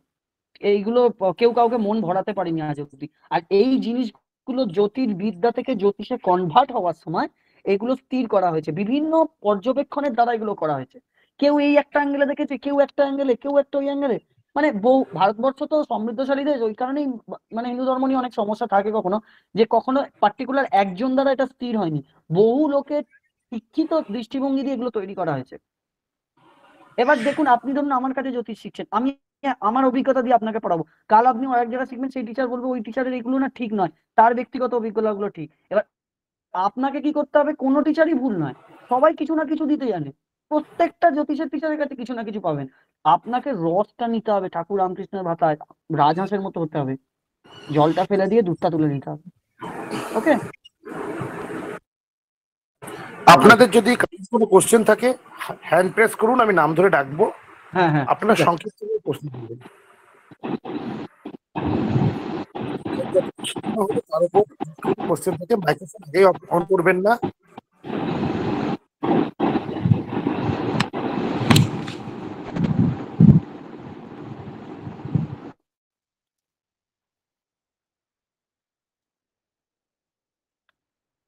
অঞ্জন বাবু, আপনার কি প্রশ্ন আছে, প্রশ্ন করুন। স্যার নমস্কার। হ্যাঁ নমস্কার। আমি একটা প্রশ্ন, ছোট্ট আমার কৌতূহল, যে ধরুন কোনো এক ব্যক্তির হুম। 62 সালে কৃষ্ণপক্ষে জন্ম হয়েছে, হুম। তার রাশি মিথুন, হুম। মিথুন লগ্ন, আচ্ছা। বর্তমান সময় তার অবস্থান কি, মানে কোন গ্রহ তার কোন অবস্থানে গিয়ে পৌঁছেছে, হুম। এই যে ক্যালকুলেশন, এই ক্যালকুলেশনটা ফাঁজি রেখে করা যাবে নাকি না এর আলাদা কোনো এইগুলো আমি ক্যালকুলেশন বুঝতে আছে? পেরেছি, আপনার প্রশ্নটা আমি উত্তর দিচ্ছি। দেখুন, তার জন্মকালীন যে গ্রহগুলো যেখানে স্থির থাকার সেখানে থাকবেই, ঠিক আছে, ওটা ফিক্সড, ওই সময় ওনার জন্ম হয়ে গেছে, ওটাকে নিয়ে চলতে হবে। কিন্তু তার সাথে সাথে গ্রহ সব সময়ের জন্যই ঘুরছে, টিক টিক টিক টিক করে, ঠিক আছে, ঘড়ির কাঁটার মতো কাল দৌড়চ্ছে ঘড়ির সাথে। তো বর্তমান অনুসারে এটাকে দেখার জন্য অনেক পদ্ধতি আছে, বিভিন্ন পদ্ধতি বিভিন্নভাবে ইউজ করেছে। যেমন ভারতীয়, এগুলো কোর্সের মধ্যেই আছে, এগুলো আপনাকে বললে আমি জানি না আপনি জ্যোতিষ সম্পর্কে কি বুঝবেন, বললে তবু বলছি আমি। তো যদি বৈদিক জ্যোতিষ চর্চা করেন সেখানে আপনাকে দশা দেখতে হবে, গোচর দেখতে হবে, ঠিক আছে। আবার যখন বৈদিক জ্যোতিষ ছেড়ে আপনি নারী জ্যোতিষে যাবেন সেখানে প্রোগ্রেশন ইউজ করতে হবে, সাইকেল ইউজ করতে হবে। কেপিতে যখন যাবেন সিগনিফিকেটর ইউজ করতে হবে, দশা ওখানে বিংশোত্তরী ফিক্সড আছে। বৈদিক জ্যোতিষে তো 100 মানে বা 48 থেকে 50 রকম দশার ব্যাখ্যা করা আছে। আমি আজকের ডেট অব্দি 3-4 রকম 5 রকম দশা দেখেছি, বাকিগুলো ইনঅ্যাক্টিভ, আমার হাতেও কাজ করে না।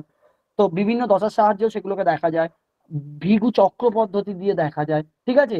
আর একটা জিনিস বলি, লাল কিতাবের একটা জায়গা ব্যাখ্যা করা আছে যেখানে বলা হয় বর্ষফল, বর্ষফল দিয়ে এই বছরটা কেমন যাবে দেখা যায়। বিভিন্ন পন্থা আছে, মানে শিখতে শিখতে আপনি বুঝতে পারবেন এগুলো, এগুলো অনেক দূরের জিনিস আছে, কিন্তু এই জিনিসটা পাওয়া যাবে, আপনি যে প্রশ্ন করেছেন উত্তর হবে, ঠিক আছে।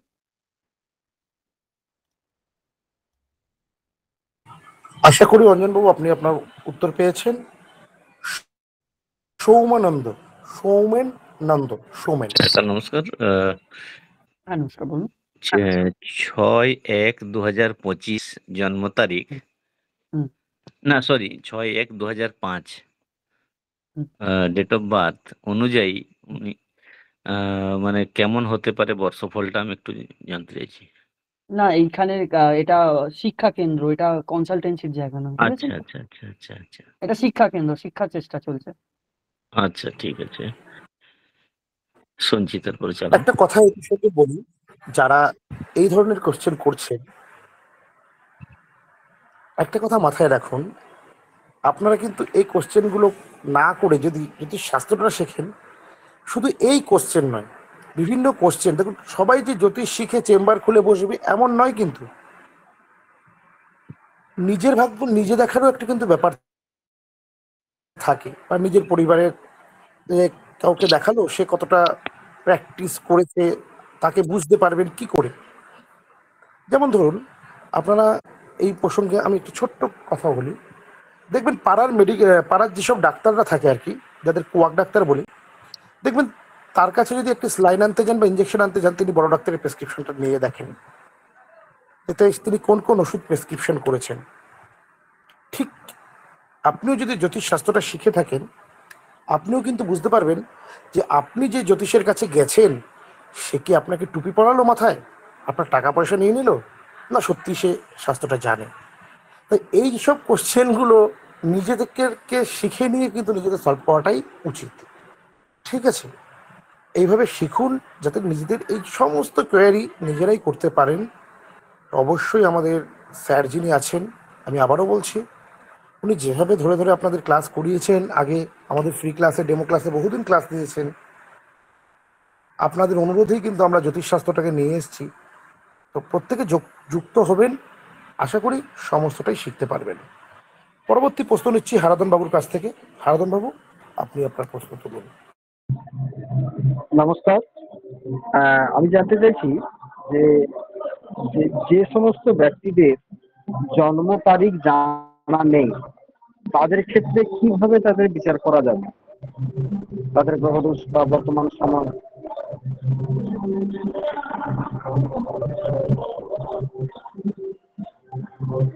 আমার কথা কি শোনা যাচ্ছে?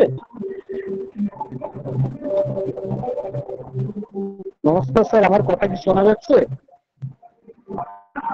সরি আমার মাইকটা মিউট হয়ে গেছিল। হ্যাঁ, তো যেটা বলছি, যে আপনার প্রশ্নের উত্তর ভালো প্রশ্ন করেছেন আপনি, উত্তরটা দিই আমি। যাদের জন্ম তারিখ জানা নেই তাদের ক্ষেত্রে প্রপার কুষ্টি বা কুণ্ডলী তৈরি করা খুব ডিফিকাল্ট হয়। বা দক্ষিণ ভারতে একটা পদ্ধতি আছে যে হস্তরেখা থেকে তা থেকে কুণ্ডলী বানানো। তো আজকের দিনে সেই বিদ্যাও প্রায় লুপ্ত, খুবই কঠিন। আমি একজনের সঙ্গে কথা বললাম, বলছে আরো খুব শক্ত বিদ্যা, ভুল হওয়ার সম্ভাবনা আছে, কিন্তু ওই বিদ্যায় আমরা না গিয়ে তার যে সমস্যা সংক্রান্ত ব্যাপারে সে যোগাযোগ করবে জ্যোতিষীর সঙ্গে, সেই সমস্যার হালটা বের করে দেওয়াটাই ভালো হবে, বুঝেছেন? বা বা যদি কখনো সে নারী জ্যোতিষের শরণাপন্ন হয়, মানে যারা নারী জ্যোতিষ করেন, তার যে বাবা মা ভাই বোন বা ব্লাড রিলেটেড যদি কেউ থাকে, তাদের জন্মকুণ্ডলী থেকে তার বিচারটা ভালো করা যাবে। ওকে, ধন্যবাদ।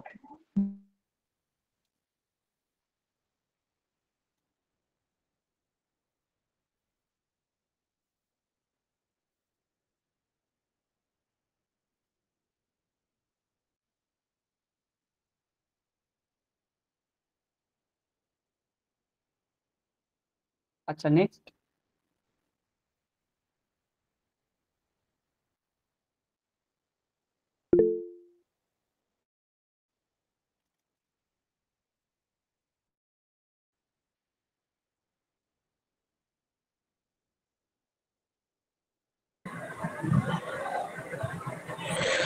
রিম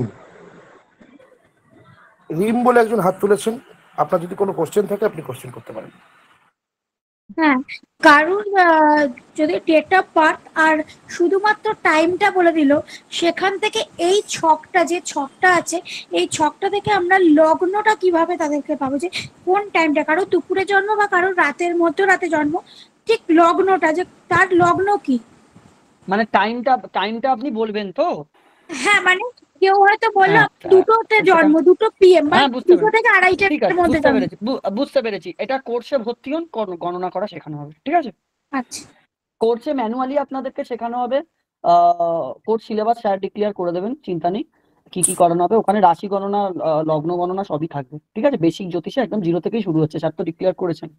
আমি একটা কথা বলে রাখি, আমরা যে পদ্ধতিতে জ্যোতিষ শেখানোর কথা চিন্তা করেছি, যে আমরা একটা সফটওয়্যার পেয়ে গেলাম আর জ্যোতিষ শিখে গেলাম, তা নয়। কারণ আমাদের সব থেকে বেইমানি যদি কেউ করে থাকে সেটা হচ্ছে যন্ত্র। যদি আপনি ধরুন চেম্বারে বসেছেন, সেই সময় আপনার ল্যাপটপটি ইরর দিয়ে দিল বা সফটওয়্যারটি ক্র্যাশ হয়ে গেল, অথবা আপনি এমন একটা জায়গায় গেছেন, ল্যাপটপটি জানেন যে চার্জ আছে কিন্তু গিয়ে দেখলে চার্জ নেই, অন হচ্ছে না, তাহলে কি আপনি ক্লায়েন্ট দেখবেন না? সেদিনের জন্য চেম্বার বন্ধ করে দেবেন? তা যেন না হয়, তাই হাতে হাতে যে আপনারা দেখেন না হলুদ পৃষ্ঠার মধ্যে কুষ্টি করা, এই করা, ওগুলো কি করে বুঝতে হবে? A to Z আমি কথা দিচ্ছি আপনাদের, একদম গোড়া থেকে। ঠিক একটা যেমন ওই গাছ হয়, যখন একটা বীজ লাগানো হয়, সেই বীজ থেকে আপনাদের প্রকাশ হবে। এটুকু কথা দিয়ে রাখলাম। প্রশ্ন করা হয়ে গেলে সকলে হাতটা নামিয়ে রাখবেন। ব্যাস, তাহলে এবার আমি শুরু করি একটু। আচ্ছা, ওই যে রাশিগুলোর ব্যাখ্যা করলাম, ওখানে রাশিগুলো 4টে উপাদানের মধ্যে মেন বিভক্ত, ঠিক আছে? মেষ, বৃষ, মিথুন, কর্কট ছিল, অগ্নি, পৃথ্বী, বায়ু, জল, এইভাবে রিসাইকেলিং হয়েছে 12টা রাশিতে 3টে, ঠিক আছে? তাহলে এবার ভাববেন, তাহলে 3টেই অগ্নি রাশি এক, মানে যেমন অগ্নি রাশি এখানে হচ্ছে এইটাই, মেষ, এই সিংহ আর এই ধনু, এই 3টে হচ্ছে অগ্নি রাশি। তাহলে 3টেই অগ্নি এক না, ও ছাড়াও 3টে গুণ আছে, 4টে তত্ত্ব আর 3টে গুণ। আগে বলেছি চর স্থির দাত্ত, এইটা চর, এটা স্থির, এটা দাত্ত, আবার চর স্থির দাত্ত, এইভাবে ঘুরেছে। দেখতে পাবেন 3টে অগ্নিতে একটা চর অগ্নি গেছে, একটা স্থির অগ্নি গেছে, একটা দাত্ত অগ্নি গেছে, ঠিক আছে? এইভাবে আলাদা, কোথাও না কোথাও আলাদা, ঠিক আছে? এইগুলো ক্লাসে এলে আপনারা ডিটেলসে জানতে পারবেন, সে নিয়ে কোনো চিন্তা নেই। এটা একটা ছোট্ট ধারণা দিলাম আপনাদেরকে। আচ্ছা, আর একটা জিনিস দিই, গ্রহগুলো। এই যে আপনাদের এই যে জিনিসটা দেখালাম, আহ মেষ রাশি, আহ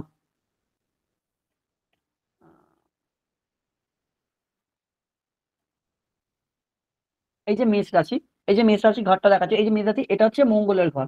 এই মঙ্গলের ঘরে রবি তুঙ্গ হয়, ঠিক আছে?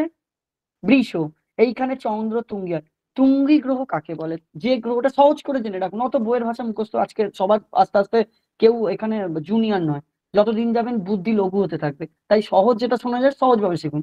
মেষে মঙ্গল তুঙ্গি, মানে মঙ্গল বলবান হয়, বিরাট, নিজের ঘরে। চন্দ্র বৃষে, শুক্রের ঘরে বলবান হয়। ঠিক আছে। কর্কট এইখানে বৃহস্পতি বলবান হয়, ঠিক আছে। কন্যা এখানে বুধ বলবান হয়, ঠিক আছে। আচ্ছা, বুধের পর এখানে চলে এলো মকর, আহ মকরে শনি এই মঙ্গল বলবান হয়, ঠিক আছে। বাদ গেল, তুলাতে হচ্ছে শনি বলবান হয়, আর মীন হচ্ছে শুক্র এখানে বলবান হয়, ঠিক আছে। তাহলে আর রাহু আর কেতু এটা আমি পরে বলছি। তাহলে 7টা গ্রহ কোথায় বলবান হয় দেখে নিলেন। ঠিক ক্যালকুলেশনটা উল্টে দিন, যেখানে যে গ্রহটা বলবান হয় ঠিক তার থেকে তার সপ্তম ঘরে গ্রহটা নিচস্থান। যদি মঙ্গল এখানে বলবান হয় 1 2 3 4 5 6 7, মেষ থেকে তুলা এইখানে এইখানে সরি এখানে যদি রবি বলবান হয়, এটা রবি বলবান হয় বলছিলাম, মেষে তুঙ্গ স্যার হয়, তাহলে স্ক্রিনটা শেয়ার করলে ভালো হতো, স্ক্রিনটা শেয়ার করলে ভালো হতো। এই তো দেখুন দেখা যাচ্ছে না, আপনি স্ক্রিন শেয়ার হয়নি। স্ক্রিন শেয়ার করেই আছে, আপনি একটু ওপর নিচ করে নিন, অথবা আপনার নেটওয়ার্কের হয়তো কোনো প্রবলেম আছে। স্ক্রিনটা ঠিক আছে। পুরোটাই শেয়ার করা আছে, একটু ওপর নিচ করে দেখুন।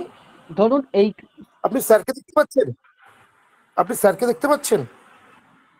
হ্যাঁ স্যারকে যদি দেখতে পারেন দেখবেন, একটু ওপর নিচ করুন, দেখুন স্ক্রিনটা দেখতে পাবেন। ওকে। ঠিক আছে। আচ্ছা, এটা দেখুন, এইখানে যদি রবি বলবান হয়, তুঙ্গি হয়, ঠিক তার সপ্তম ঘর 1 2 3 4 5 6 7, এইখানে রবি নিচস্থ হবে, ঠিক আছে। তেমনি মঙ্গল মকরে বলবান হয়, সপ্তম ঘর কোথায় 1 2 3 4 5 6 7 কর্কটে, হলো। এইখানে মঙ্গল নিচস্থ হবে, এইভাবে হবে। এদের কেন নিচস্থ কেন উচ্চস্থ যারা জ্যোতিষ জানে না তারা ভাবছেন যে স্যার কত কি কি বোঝাচ্ছে, মাথা ফাতা খারাপ। এগুলো কিছু ব্যাপার না, এগুলো জ্যোতিষ শাস্ত্রের নীতি, ঠিক আছে। এগুলো বিস্তারিত বোঝানো হবে কেন এবং তাদের ফলে কি হয় সেগুলো তখন শেখানো হবে। ওকে, এটা একটা ব্যাপার গেল। আচ্ছা, আর একটা জিনিস বলি, আপনাদের বলার চেষ্টা করি। এই যে কারক তত্ত্বগুলো বললাম, আহ আমাদের পরাশরীয় জ্যোতিষে 7খানা গ্রহকেই প্রাধান্য দিচ্ছে। আর রাহু কেতুর তুঙ্গিটা আমি পরে কখনো ক্লাসে বলবো, রাহু কেতুর ব্যাপারটা একটু আলাদা, ইনভলভমেন্ট আলাদা, রাহু কেতুর চরিত্র আলাদা, সবকিছু। তো জৈমিনী জ্যোতিষে বলা হয়েছে ওই 7টা গ্রহকে কেন্দ্র করে প্রথমে স্থির অবস্থা পরাশরীয়তে দেখালাম, চর অবস্থা দেখাবো কি, 7টা গ্রহকে নাম দিয়ে নোট করুন। একটা, দাঁড়ান এখান থেকে যদি করা যায় দেখাচ্ছি। এই দেখ, যে গ্রহটার ডিগ্রি জন্মছকে সবচেয়ে বেশি হবে তাকে আত্মকারক বলা হবে। তারপরে যা গ্রহটার ডিগ্রি থাকবে তাকে অমাত্যকারক। তারপরে যা স্থান পাবে সে ভাতৃকারক, তারপরেরটা মাতৃকারক, তারপরেরটা পুত্রকারক, তারপরেরটা জ্ঞাতিকারক, তারপরেরটা তারাকারক। এইভাবে 7টা গ্রহকে আমরা অর্ডার অনুযায়ী ডিগ্রি অনুযায়ী সাজাবো, যখন আমরা ডিগ্রি জানতে পারবো ক্যালকুলেশন হবে তারপরে, ঠিক আছে। সেখান থেকেও আমরা সহজে একটা মানুষ, ঠিক আছে। এটা জৈমিনী পদ্ধতি, এটা আপনাদের আর এটা বের করা খুবই সোজা, একবার দেখলেই আপনারা পারবেন, সেইভাবেই চেষ্টা করুন। বলো, এটা হচ্ছে গ্রহদের চর অবস্থা। এছাড়া গ্রহদের এই যে রাশিগুলোর ব্যাখ্যা রয়েছে, সেইখানে বিভিন্ন রকম পরাশরীয় জায়গায় ব্যাখ্যা করা আছে যে গ্রহদের কেন্দ্রস্থান, কোন স্থান, গ্রহদের দুস্থান, মারক স্থান, আরো কিছু ব্যাখ্যা করা আছে, পন ফর অপক্লিপ, এগুলো চল এখন একটু কমই আছে। তো মেন যেগুলো সেগুলোকে ইউজ করি। তো এইভাবে জিনিসগুলোকে ব্যাখ্যা করা আছে। আর আছে হচ্ছে, আর দশার একটা ব্যাখ্যা আছে। দশা দিয়ে এই ভদ্রলোক প্রশ্ন করেছেন এখন কি চলছে জানবো কি করে, তার জন্য দশার অবশ্যই লাগবে। জন্মকালীন একটা পরিস্থিতি আর দশাকালীন একটা পরিস্থিতি, দুটো আলাদা হয়। তো আমরা এখানে ধীরে ধীরে বেসিক থেকে সবই শিখতে শুরু করব। আচ্ছা, এখানে নবতারা চক্র, স্বর্ণালী চক্র, তার ব্যবহার শিখবো, নক্ষত্রের ব্যবহার শিখবো। প্রত্যেকটা ঘরে 3টে করে নক্ষত্র অবস্থান করে, 27টা নক্ষত্র কিভাবে 12টা রাশিতে অবস্থান করছে, তাদের স্প্যান বা তাদের আকৃতি অনুযায়ী, ঠিক আছে, সেটা আমরা শিখবো। তো কোন গ্রহ কোন নক্ষত্রে বসে আছে সেটা শিখবো। তো এইভাবে ধীরে ধীরে আমরা শিখতে শিখতে যাব এবং একটা টাইম পরে গিয়ে আমরা এক একটা ব্যক্তির ফলাদেশ করতে সক্ষম হবো। বুঝতে পেরেছি? এই হচ্ছে আমাদের জ্যোতিষ চর্চার জার্নির প্রথম। আমরা ধীরে ধীরে এগোবো এবং নানাভাবে নানা জায়গা থেকে অনেক কিছু আমরা আলোচনা করব। সেখানে বেশিরভাগটা আমরা গল্প আলোচনার মাধ্যমে শিখবো, কারণ সবকিছু নোটস তো অবশ্যই দেওয়া হবে, নোটস ছাড়া হবে না। কিন্তু তবু আলোচনা এবং পরিস্থিতি ঘটনার কিভাবে পরিস্থিতির সম্মুখীন হতে হয় সেটা শিখবো। এইভাবে আমাদের জ্যোতিষ ক্লাস চলবে, ঠিক আছে। আর সবকিছু একটা জিনিস জানবেন যে আমাদের শিক্ষাগত যোগ্যতা যেটা আমরা শিখছি সেটাই যে কাজের জায়গায় কাজে লাগবে এটার কিন্তু মানে নেই। আজকের ডেটে পর্যন্ত দাঁড়িয়ে এরকম হয় আমি এত বছর যা শিখেছি, কাজ করতে বসেছি, ক্লায়েন্ট এসছে, সেটা সেই বিদ্যা আমার 12 বছরের বিদ্যা কাজে লাগেনি, উপস্থিত বিদ্যা দিয়ে আমরা কাজে লাগিয়েছি। ঠিক আছে, তো সেই জন্য পড়াশোনা করতে হবে। এই হচ্ছে আজকে মোটামুটি আমার করা বক্তব্য, যেটা আমি রাখার চেষ্টা করলাম। ভবিষ্যতে আরো কিছু ভালো জিনিস নিয়ে আসবো আপনাদের কাছে। ঠিক আছে, আচ্ছা, আরেকটু জিনিস একটু আলোচনা করে দিই। গ্রহদের নিয়ে এত আলোচনা করলাম, গ্রহদের প্রতিকার সম্পর্কে একটু বলি। দেখুন, আমরা গ্রহরা যে আমাদের ফল দেয় আমাদের চরিত্র অনুযায়ী, আমাদের কর্ম অনুযায়ী ফল দেয়। 3 রকম কর্ম হয়, একটা প্রারব্ধ কর্ম, একটা ক্রিয়মান কর্ম, আর একটা হচ্ছে কৃতকার্য কর্ম। ঠিক আছে, প্রারব্ধ কর্ম কোনটা, যেটা পূর্বে করে এসেছি, আর একটা আছে যেটা পূর্বে শেষ করতে পারিনি, আর ক্রিয়মান কর্ম যেটা এখন করছি, এবং আরেকটার সাথেই যুক্ত করা হয়েছে যেটা আগামীতে করব। ঠিক আছে, তো তো সেই জায়গা থেকে দাঁড়িয়ে সেই পূর্বের করা কর্মফল গীতায় ভগবান কৃষ্ণ বলে গেছেন যে সেটাই আমাদের কর্মফল হয়ে দাঁড়াচ্ছে। আমরা অজ্ঞানত অনেক ভালো কাজ করেছি, খারাপ কাজ করেছি, তার প্রত্যেকটা মুহূর্তের ফল কিন্তু তৈরি হয়েছে। তো সেই ফল তো আমাদের ভোগ করতেই হবে, এবং তার সাথে সেই ফল ভোগ অজ্ঞানত অবস্থায় তো আমরা করছি, পূর্বের কর্মফল যেটা ভোগ করছি। তো সেই কর্মফল থেকে বেরোনোর জন্য তার কিছু কিছু প্রতিকার আমাদের জীবজগতে রয়েছে। ঠিক আছে, সেই জীবজগতে থাকার জন্য সেই প্রতিকার নিয়েও আমি আজকে একটা কথা বলি। প্রথমত, গ্রহেদের প্রতিকার যদি করতে হয় আগে গ্রহদের চরিত্র জানতে হবে। ঠিক আছে, গ্রহদের চরিত্র জেনে তাদের মতো করে আমাদের চলতে হবে। যেমন রবি, রবি এই এক একটা গ্রহের প্রতিকার বিভিন্নভাবে ব্যাখ্যা করা আছে। যেমন কিছুদিনের মধ্যে আমাদের এখানে স্যার তো একটা কোর্স লঞ্চ করবেন যে নবগ্রহের প্রতিকার কি করে করা হয়, নবগ্রহের দোষখণ্ডন। সেই নবগ্রহের দোষখণ্ডন বৈদিক মতে হোমযজ্ঞের মাধ্যমে করা যায়। ঠিক আছে, সেইখানে ইউজ করতে হলে সেখানে নানা রকম তাদের পূজার সামগ্রী লাগে, সেগুলো স্যারই ব্যাখ্যা করবেন অবশ্যই, সেটা নিয়ে আমি ঢুকছি না। তো এছাড়াও গ্রহেদের ব্যবহার মানে সবচেয়ে কাজ হওয়ার জন্য আমি দেখেছি যাদের আর্থিক অবস্থা খারাপ তাদেরকে শিকড় দেওয়ার চল আছে। এছাড়া গ্রহরা যে জিনিসে সন্তুষ্ট তার ব্যবহার করে করেও আমাদের নিজেদের জায়গাগুলো ঠিক করতে পারি। ঠিক আছে, আমি একটুখানি আজকে সবাইকে ক্লাসে এসছেন এতক্ষণ আমার মানে ভাষণ শুনেছেন, আমার উপর কৃপা করেছেন, তার জন্য আপনাদের সবাইকে একটা টিপস দিই যে রবি রবি গ্রহকে আমরা কিভাবে সন্তুষ্ট করব। রবি গ্রহকে সন্তুষ্ট করতে হলে সবার প্রথম পিতা বা পিতৃতুল্য ব্যক্তিদের সম্মান করতে হবে।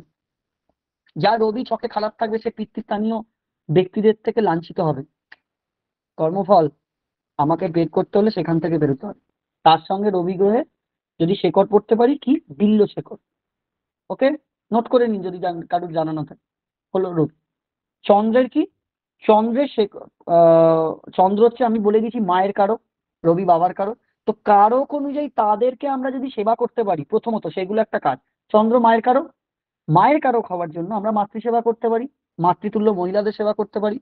আর একটা জিনিস আপনাদের বিশেষ করে বলে রাখি, রোম্যান্টিকিজম কবিতা, রোম্যান্টিকিজম কবিতা বা রোম্যান্টিকিজম উপন্যাস যদি ডেলি পাঠ করতে পারেন, চন্দ্র কিন্তু খুব বল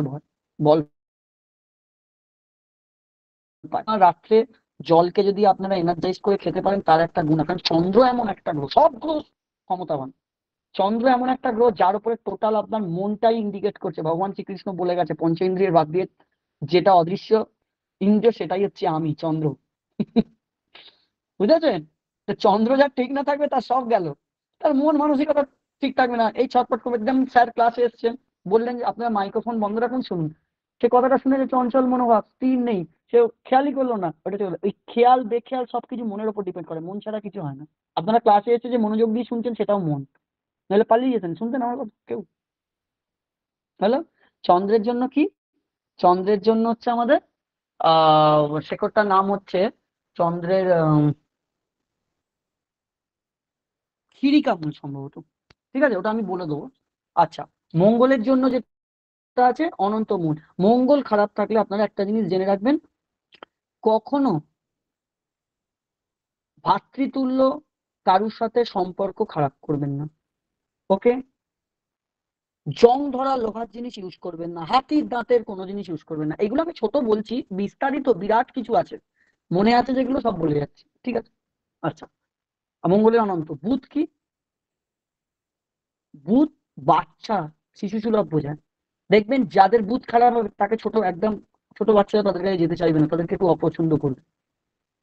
বাচ্চাদের সেবা করুন, প্রত্যেক বুধবার বাচ্চাদেরকে একটু করে লজেন্স খাওয়ান, 5টা করে লজেন্স খাওয়াবেন। কেন সেটা পরে বলবো ক্লাস 10, ঠিক আছে? 5টা করে লজেন্স, সবুজ লজেন্স খাওয়াবেন, ঠিক আছে? তাতে বুধ গ্রহের উপকার।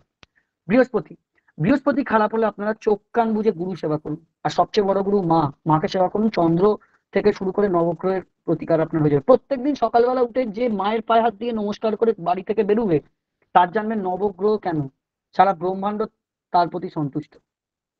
কারণ যে তাকে ব্রহ্মাণ্ড দেখিয়েছে তার কাছে সে নত হয়ে তাকে প্রণাম করে বাড়ি থেকে বেরিয়েছে, তার কোনোদিন পরাজয় হবে না, সে সর্বদা জিতবে, সর্বদা তার জয় লাভ হবে, ঠিক আছে?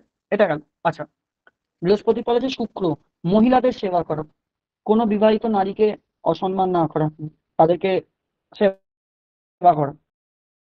আচ্ছা, বৃহস্পতির জন্য হচ্ছে বুধের জন্য হচ্ছে বিদ্যাধারক, বৃহস্পতির জন্য হচ্ছে আমাদের আহ ভুলে যাচ্ছি, বলছি বৃহস্পতিটা বামনহাটি, ঠিক আছে? বৃহস্পতি বামনহাটি। শুক্রের জন্য যেটা হবে সেটা হচ্ছে রামবসা, আর শুক্রের এটা প্রতিকার। আচ্ছা, শনির জন্য, শনির জন্য হচ্ছে শ্বেত বেলালা। আর শনির প্রথম যেটা কাজ, সকাল থেকে উঠে পরিশ্রম করা। যে নিজের ঘাম নিজের পায়ে ফেলতে পেরেছে, সর্বদা শনি সেখানে সন্তুষ্ট, তার দুঃখ ওটা নিবারণ হয়। এর থেকে বড় প্রতিকার কোনোদিন শনির হয় না।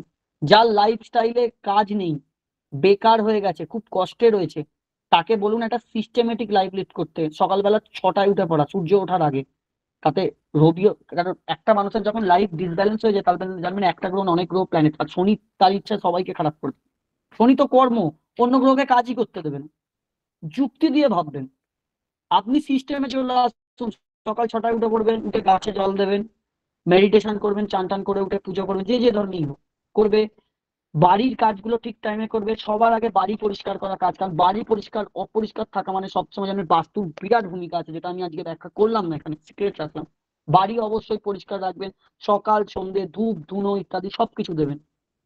গৃহ যেখানে আপনি বাস করছেন সেই বাস্তু যেন ভালো থাকে। বাড়ি অপরিষ্কার হওয়া মানে কিন্তু রাহুর প্রকোপ বৃদ্ধি পাওয়া, আর বাড়ি পরিষ্কার হওয়া মানে শুক্র পরিষ্কার হওয়া। ওকে, এই গেল শনির জন্য শ্বেত বেরোলো। আর কর্ম করতে হবে, পরিশ্রম করতে হবে, রুটিন মাফিক লাইফ লিড করতে হবে। কখনো ভিখারি দরিদ্র শ্রেণীর লোককে ছোট করবেন না। কুকুরকে খাওয়াবেন, কাককে খাওয়াবেন, বৃদ্ধ সেবা করবেন, ঠিক আছে? বড় বাবার মন্দিরে গিয়ে বাতি জ্বালানোর প্রয়োজন নেই, সে পছন্দ করে না, না জ্বাললেও চলবে, কিন্তু এটা করবেন, দেখবেন ফল পাবেন। হলো? আচ্ছা, শনির পর কে আসছে? রাহু, ঠিক আছে? রাহুর কে? রাহুর হচ্ছে শ্বেত চন্দ্র। আর রাহুর সবচেয়ে বড় কাজ হচ্ছে, আপনি মানে যেটা হয়তো অনেকে মানতে পারবে না, আমি এটা বলতে পারি, রাহুর জন্য সবচেয়ে ভালো রেমেডি নিজের বাড়ির বাথরুমটা প্রত্যেকদিন নিজে পরিষ্কার করবেন। এটা হার্পিক একটা ব্রাশ করে দেখুন। এই প্রতিকারটা আমাকে দক্ষিণ ভারতের একজন টিচার দিয়েছিলেন, আমারই একটা পরিস্থিতির চাপে, তখন আমি স্টুডেন্ট তার কাছে, আজকেও আমি তার কাছে স্টুডেন্ট, এখনো ফোন করলে উনি বলেন তুই কলকাতা ছেড়ে দে, কলকাতা তোর থাকার জায়গা নয়। কিন্তু সে সামর্থ্য নেই, কলকাতা ছেড়ে আমি কোথায় যাবো, কেউ নেই বাইরে আমার। যাই হোক, তো উনি আমাকে বলেছিলেন যে নিজের বাড়ির বাথরুমটা যে নিজে পরিষ্কার করবে না ডেলি, তার রাহু কখনো খারাপ হবে না। আর একটা জিনিস কি, যদি রাহু খুব খারাপ থাকে, শনিবার সে হসপিটালে গিয়ে অন্তত একটা টিকিট কেটে হসপিটালের চা যদি খেতে পারে তার জন্য ভীষণ ভালো হয়। প্রত্যেক শনিবার করুক, যে কোনো রাহুর খারাপ জিনিস কেটে যাবে। আর একটা জিনিস, যারা খুব ধনী শ্রেণীর লোক তাদেরকে দিয়ে কখনো নারকোল দান করাবেন না, তাহলে কিন্তু মুশকিল হয়ে যাবে। এই হচ্ছে রাহু। আর কেতু কি? কেতু হচ্ছে সেই জিনিস, আমার মধ্যে থাকা গুহ্য জিনিস, ঠিক আছে? আমার মধ্যে থাকা গুপ্ত জিনিসটাই হচ্ছে কেতু। রাহু হচ্ছে দৃশ্যমান, কেতু হচ্ছে অদৃশ্য। কেতুর জন্য হচ্ছে শেকড়টা হচ্ছে কেতুর শেকড়টার নামটা ভুলে যাচ্ছে আমি। শেকড়টা হচ্ছে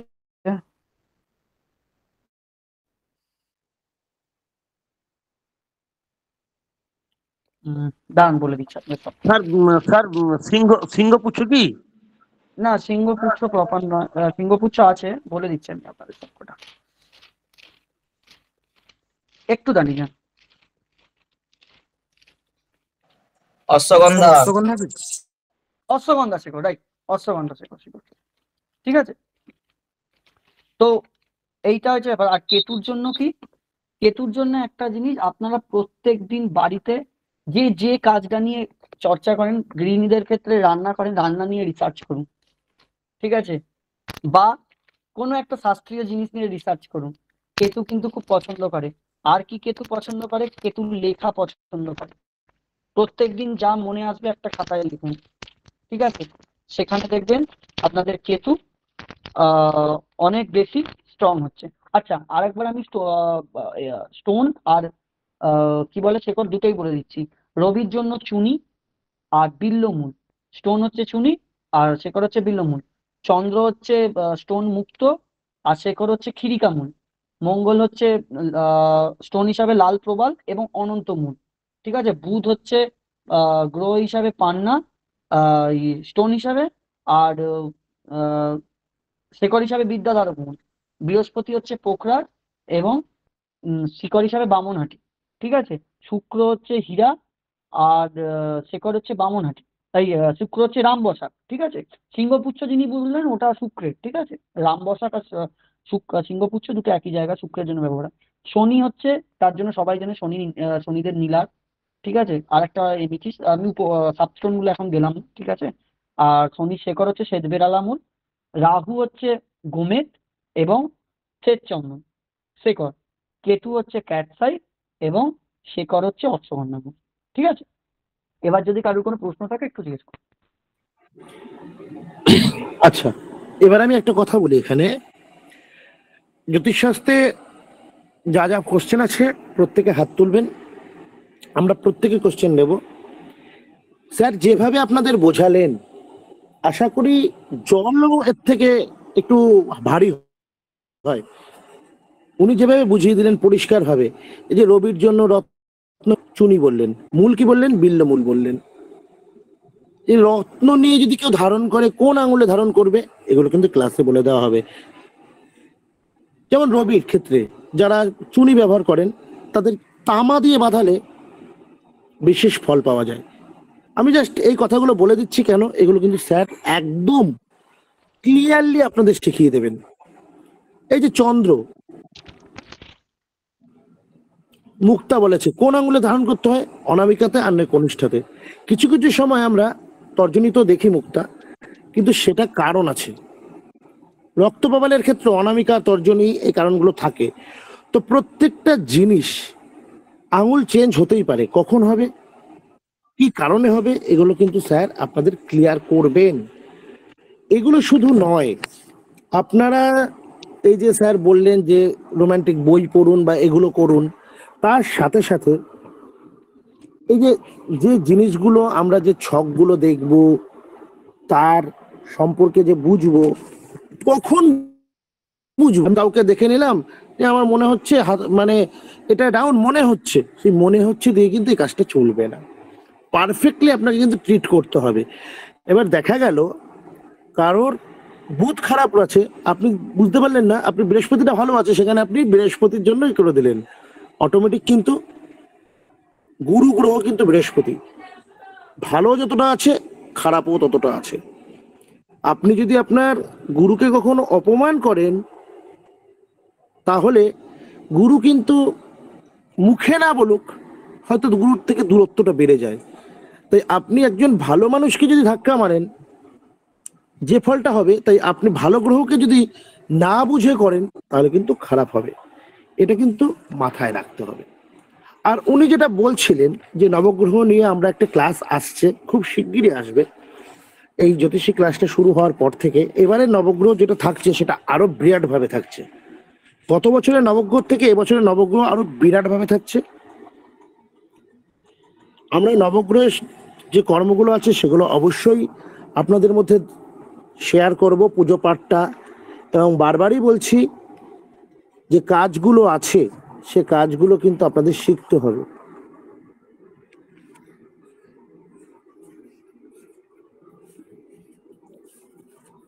ঠিক আছে? এই যে প্রত্যেকটা গ্রহ আছে না, প্রত্যেকটা গ্রহের কিন্তু একটা দেবী রয়েছে। রবি, রবির জন্য যেগুলো স্যার বললেন সেগুলোর সাথে সাথে আমি পৌরোহিত্য লাইন থেকে বলতে পারি, আপনার এলাকায় যদি কখনো মাতঙ্গীর কোনো মন্দির থাকে সেখানে যান, আর যদি না থাকে দশ মহাবিদ্যার প্রথম দেবীর কাছে অন্তত যান। চন্দ্রের জন্য যদি আপনি ভক্তি থাকে আপনার কাছে, কমলা দেবীর কাছে যান, অথবা মা লক্ষ্মীর আপনি সেবা করতে পারেন, শ্রীকৃষ্ণের সেবা করতে পারেন, রবির জন্য রামচন্দ্রের পুজো করতে পারেন, মঙ্গলের জন্য নৃসিংহের পুজো করতে পারেন, আবার বগলামুখী দেবীরও পুজো করতে পারেন। পুজো করতে পারেন মানে পুজো দিতে, আপনি কিন্তু পুজো দশমহাবিদ্যা কিন্তু তন্ত্রোক্ত ছাড়া করা যায় না, এটা মাথায় রাখবেন। বুধের জন্য আপনি ত্রিপুরা গেছেন কোনো কারণে, ত্রিপুরা সুন্দরীর মন্দিরে একটু পুজো দিয়ে আসুন। বৃহস্পতির জন্য তারার পুজো দিয়ে আসুন, তারাপীঠে গেছেন দিয়ে আসুন, বামন দেবের পুজো করুন। শুক্রের জন্য ভুবনেশ্বরী মায়ের পুজো করুন, পরশুরামের পুজো করুন। শনির জন্য দক্ষিণাকালী প্রত্যেক পাড়ায় আছে, করুন না। শনি খারাপ আছে, করুন দেখি। 28টা মঙ্গলবার মানার কথা বলবো না, 5টা মঙ্গলবার করুন না, দেখবেন একটু হলেও ফল পাবেন। তবে যেগুলো বললো, যে যে স্থানীয় তাদের সম্মানটা দিয়ে চলুন। শাস্ত্রকে জানুন, শাস্ত্র নিয়ে পড়ুন। জ্যোতিষশাস্ত্র একটি বড় সমুদ্র, এর শুরু আছে, শেষ কোথায় এটা কিন্তু কেউ বলতে পারবে না। এই অগাধ সমুদ্রে নামতে হবে আপনাদের। আর আমাদের বঙ্গীয় নবসনাতনী ট্রাস্টের পক্ষ থেকে আপনাদের জন্য রইল শুভকামনা। এবার আপনারা যারা কোশ্চেন করবেন হ্যান্ড প্রেস করুন, আমরা প্রত্যেকের কোশ্চেনের অ্যান্সার তুলব, স্যার প্রত্যেকের কোশ্চেনের অ্যান্সার দেবে, এবং স্যার আজকে সিলেবাস সম্পর্কে একটু জানিয়ে দেবে আপনাদের মোটামুটি স্যার কি কি শেখাচ্ছেন। তবে স্যার কিন্তু ফুল সিলেবাস আজকে দেবে না, কারণ আমাদের মানে ফুল সিলেবাস যেটা দেবে তার সাথে আরো জিনিস থাকবে ক্লাসে, কারণ আমরা লিক আউট করবো না। কারণ আমরা এইটুকু বলতে পারি, আপনারা যেটা শিখবেন এটুকু বলতে পারি, বেসিকের মধ্যে যতটা শিখবেন অনেক অনেক সেন্টার সেগুলোকে অ্যাডভান্স বলে আপনাদের সামনে প্রস্তুত করবে, এটুকু বলতে পারি। শান্তনু ত্রিপাঠী, আপনার কোশ্চেন স্যারকে করুন।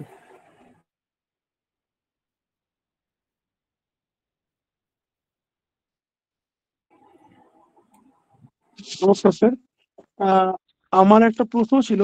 প্রশ্নটা হ্যাঁ, হচ্ছে যে বুধের জন্য কি বললেন? ওটা হচ্ছে পান্না তো বললেন, কিন্তু মূলটা কি বললেন?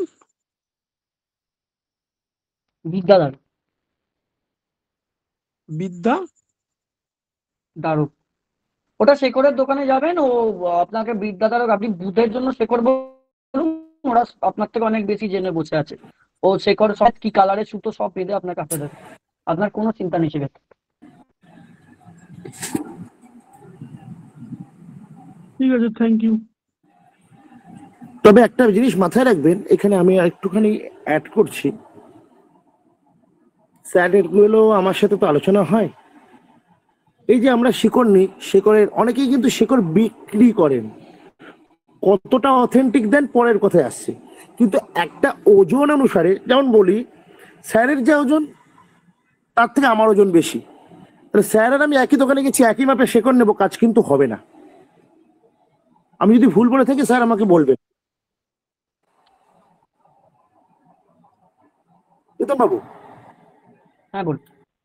হ্যাঁ, যে আমি আর আপনি একটা দোকানে গেছি, দেখা গেল আমরাই অনন্ত মূল আনতে গেছি, অথবা ক্ষীরিকা মূল আনতে গেছি, কিংবা বিদ্যুদারক মূলই আনতে গেছি, যাই আনতে যাই, আপনার আর আমার ওজন কিন্তু পার্থক্য আছে অবশ্যই। এবার আজকালকার দিনে যেভাবে শেকড়ের রমরমা ব্যবসা চলে, কতটা অথেন্টিক শেকড় দেয় সেটা পরে। স্যার আমার এখানে আপনি বললে বিশ্বাস করবেন না, মন্দিরতলা একজন শেকড় বিক্রি করতে সল্টলেকে ফ্ল্যাট কিনে নিয়েছে, পুরো দোকান পুরো টাইলস করা, টপ টু বটম, 3 জন কাজ করছে।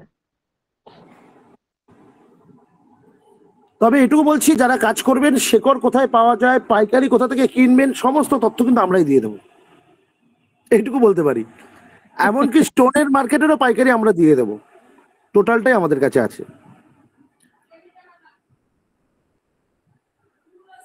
তবে এই শেকড়ের কিন্তু একটা মাপ হয়, একটা হালকা পাতলা চেহারার মানুষের জন্য আর একটা 100 কিলোর উপর মানুষের জন্য কিন্তু এক হবে না।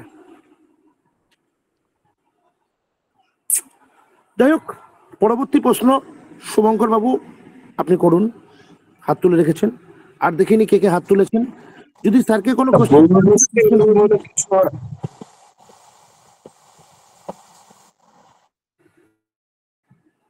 বলুন স্যার। হ্যাঁ, ব্রহ্মযষ্টি বা ব্রহ্মষ্টি মূল বলে কিছু হয়? হ্যাঁ, ওটা বামনাটি। ওটা ওটা কোন গ্রহের জন্য? বৃহস্পতি। বৃহস্পতি। বৃহস্পতি। আর শ্বেত বেড়াটা শনির জন্য। শনি। টোটাল চার্ট আপনাদের লিখিয়ে দেওয়া হবে ক্লাসের মধ্যে। শুধু এরকম নয়, গ্রহ কি, রত্ন কি, রত্নের পরিমাপ কি, কোন মানে আঙুলে সে ধারণ করতে হবে রত্ন, কোন ধাতু দিয়ে করতে হবে, অপারক হলে কোন মূল ব্যবহার করতে হবে, কি রঙের সুতো ব্যবহার করতে হবে, A to Z শিখিয়ে দেওয়া হবে। বিভাস বাবু, যাদের প্রশ্ন করা হয়ে যাবে হাতটা নামিয়ে নেবেন।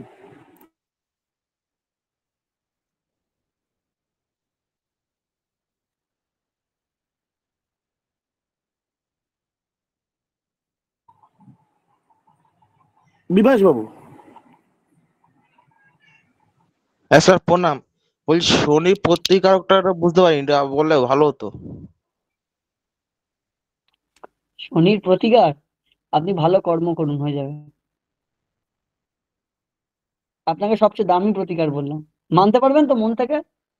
শুনুন, ডোনেট আর রিসিভ এই দুটো কিন্তু খুব ডেঞ্জারাস জিনিস। ডোনেট করলেই যে রিসিভ হবে তার কোনো মানে নেই, আর রিসিভ করলেই যে রিসিভ করার মুডে থাকলে যে সে ডোনেশন পাবে তার কোনো মানে নেই, জানেন তো?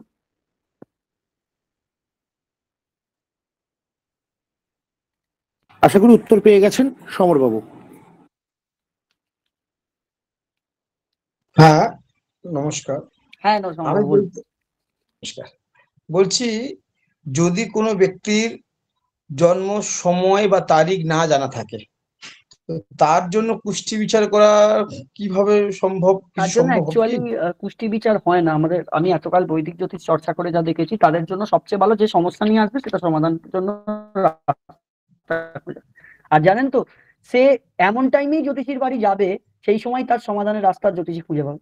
আর এটাকে বলা হয় হোরারি শাস্ত্র। এখানে অনেকে জেনে থাকবে, এই হোরারি বিদ্যা এমন জিনিস, কারুর জন্মকুণ্ডলী যদি আপনি নাও নিয়ে আসেন, যদি হোরারি বিদ্যায় আপনি সিদ্ধহস্ত হন, হোরারি এক প্রকার আমার দেখুন, আমি আজকের ডেটে দাঁড়িয়ে একটা কথা বলতে পারি, এই জ্যোতিষ জিনিসটা অবশ্যই শিক্ষাগত জিনিস, পড়াশোনা করে তৈরি করতে হয়, কিন্তু নিজস্ব অরা, আমি তো অরা নিয়ে আজকে বললাম না, যতই বলতে থাকবো ক্লাস তো শেষ হবে না।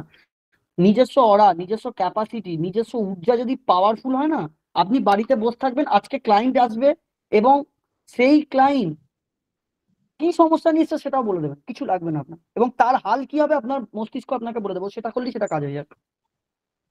কি বলছি বুঝেছেন? এইটা হোরারি বিদ্যার একটা পার্ট। জ্যোতিষবিদ্যার 3টে ভাগের মধ্যে হোরারি একটা খুব বড় পার্ট। এবং যারা এবার ধরুন যারা জব পূজা পাঠ করেন, ইষ্টমন্ত্রে দীক্ষা আছে, তাদের জন্য এই হোরারি বিদ্যা ভীষণ ভালো কাজ করে। ঠিক আছে, এর অনেক পার্ট আছে, হোরারি সম্পূর্ণ আলাদা জিনিস।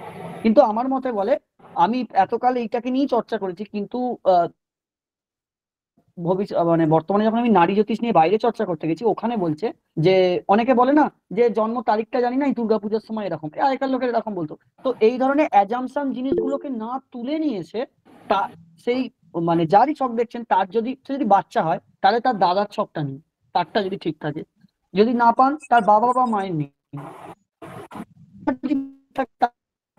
ব্লাড কানেকশনে খুব ঠিক আছে, সেখানে নারী জ্যোতিষদের খুব ভালো প্রেডিকশন হবে, যেটা নিয়ে এখন আমার ভবিষ্যতে কাজ চলছে, মানে আমি এখনো সেটা নিয়ে চর্চা করে যাচ্ছি। সেখানে অনেক ভালো প্রেডিকশন আছে, কারণ আমি যতই দেখছি এগুচ্ছি জিনিসটা অসমাপ্ত মনে হচ্ছে, আর আমি ততই রিচার্জ করার জন্য একটার পর একটা সমুদ্রে পাড়ি দিচ্ছি, এর তল নেই। সুন্দর। আর আমি প্রীতম বাবু স্যার একটা কথা বলবো। প্রীতম বাবু, আজকে এই ডেমো ক্লাসটা করার পরে কেমন যেন আমি লোভের মধ্যে পড়ে গেলাম, মানে হ্যাঁ লোভের মধ্যে পড়ে গেলাম। যেন জানি না আমাদের বঙ্গীয় নবসন্ধি ট্রাস্ট কদিন সপ্তাহে ক্লাস করাবেন বা আগামী রুটিন সব ঠিক হবে, কিন্তু আপনার শিক্ষাস্থানের মধ্যে যেন আমার নামটা প্রথম থাকে, আমি এইটুখানি রিকোয়েস্ট করব। মানে এত সুন্দর, মানে আজকে আমি মানে আমি বাক্যহীন আর কি। আমি লোভে পড়ে গেলাম এবং অতীব অতীব আমার আন্তরিক শ্রদ্ধা ভালোবাসা, যে যেন আমরা আরো বিস্তার করে পুঙ্খানুপুঙ্খ আমরা শেখার আগ্রহে আপনার মুখের দিকে তাকিয়ে বসে থাকলাম, আপনারা আশীর্বাদ করবেন, পাশে থাকবেন, সাথে থাকবেন। আমি আমার খুবই অল্প জ্ঞান যেটা তুলে ধরার অবশ্যই চেষ্টা করব। আমি কিন্তু স্বয়ংসম্পূর্ণ নই, আমি কিন্তু সেটা প্রথমেই ক্লাসের শুরুতেই সবার কাছে ক্ষমা চেয়ে নিয়ে স্বীকার করে নিয়েছি, ঠিক আছে? স্যার আছেন মাথার উপরে, আমাদের বঙ্গীয় নব সমাজ ট্রাস্টও আছেন, কিন্তু যেভাবে আজকে ডেমো ক্লাসটার মধ্যে আমরা শিখতে পারলাম, মানে পুরো ক্লাসে, মানে আজকে তো মানে এক গ্লাস জল যদি আপনি বলেন এটা আজকে পুকুরের সমান হয়ে গেল, কিন্তু পুরো সমুদ্র বাকি আছে। আর দয়া করে আমাকে বা আমাদেরকে সমুদ্র থেকে বিতাড়িত দূরে রাখবেন না, এটুকুনি আশা রাখি। এখন অনেক লোক আছে আরো বলবেন, আপনারা গুরুজন, আপনাদের আশীর্বাদেই সবটা হবে। আরো আছেন অনেক বলবেন। আপনি জয়যুক্ত হন, অনেক জয়যুক্ত হন, এইটুকানি কামনা করি। আগামীতে নিশ্চয়ই আমি এই আশীর্বাদটাই আমাকে ভবিষ্যতের সামনে নিয়ে যাবে, এইটুকুনি। নমস্কার, বাকিরা বলবে আরো। নমস্কার। হ্যাঁ, ধন্যবাদ। শঙ্করনাথ বাবুর বলার পর আশা করি আর কেউ নেই, যাই হোক কারো কোশ্চেন নেই। আমি কপিল কৃষ্ণ বাবু আচ্ছা, তার আগে আমি বলবো একটু সিলেবাসটা নিয়ে আলোচনা করার জন্য প্রীতম বাবুকে। শঙ্করনাথ বাবু এবং কপিল কৃষ্ণ বাবু আপনারা রেডি থাকুন, আগে প্রীতম বাবু সিলেবাসটা নিয়ে আলোচনা করুক, তারপর আমি সিলেবাসটা নিয়ে একটু বলেই দিচ্ছি, ঠিক আছে? তো এই সিলেবাসটার মধ্যে আপনার দেখুন, জ্যোতিষ তো এইভাবে শেষ হয় না, আর 6 মাসে কখনো জ্যোতিষ হয় না। আবার যদি মনে করেন 6 দিনে জ্যোতিষ হবেন, সেই রকমও 6 দিনের জ্যোতিষ হবে। আপনাদের সবাইকে আগে জানতে হবে যে আমি জ্যোতিষটা কোন লেভেলে হবো।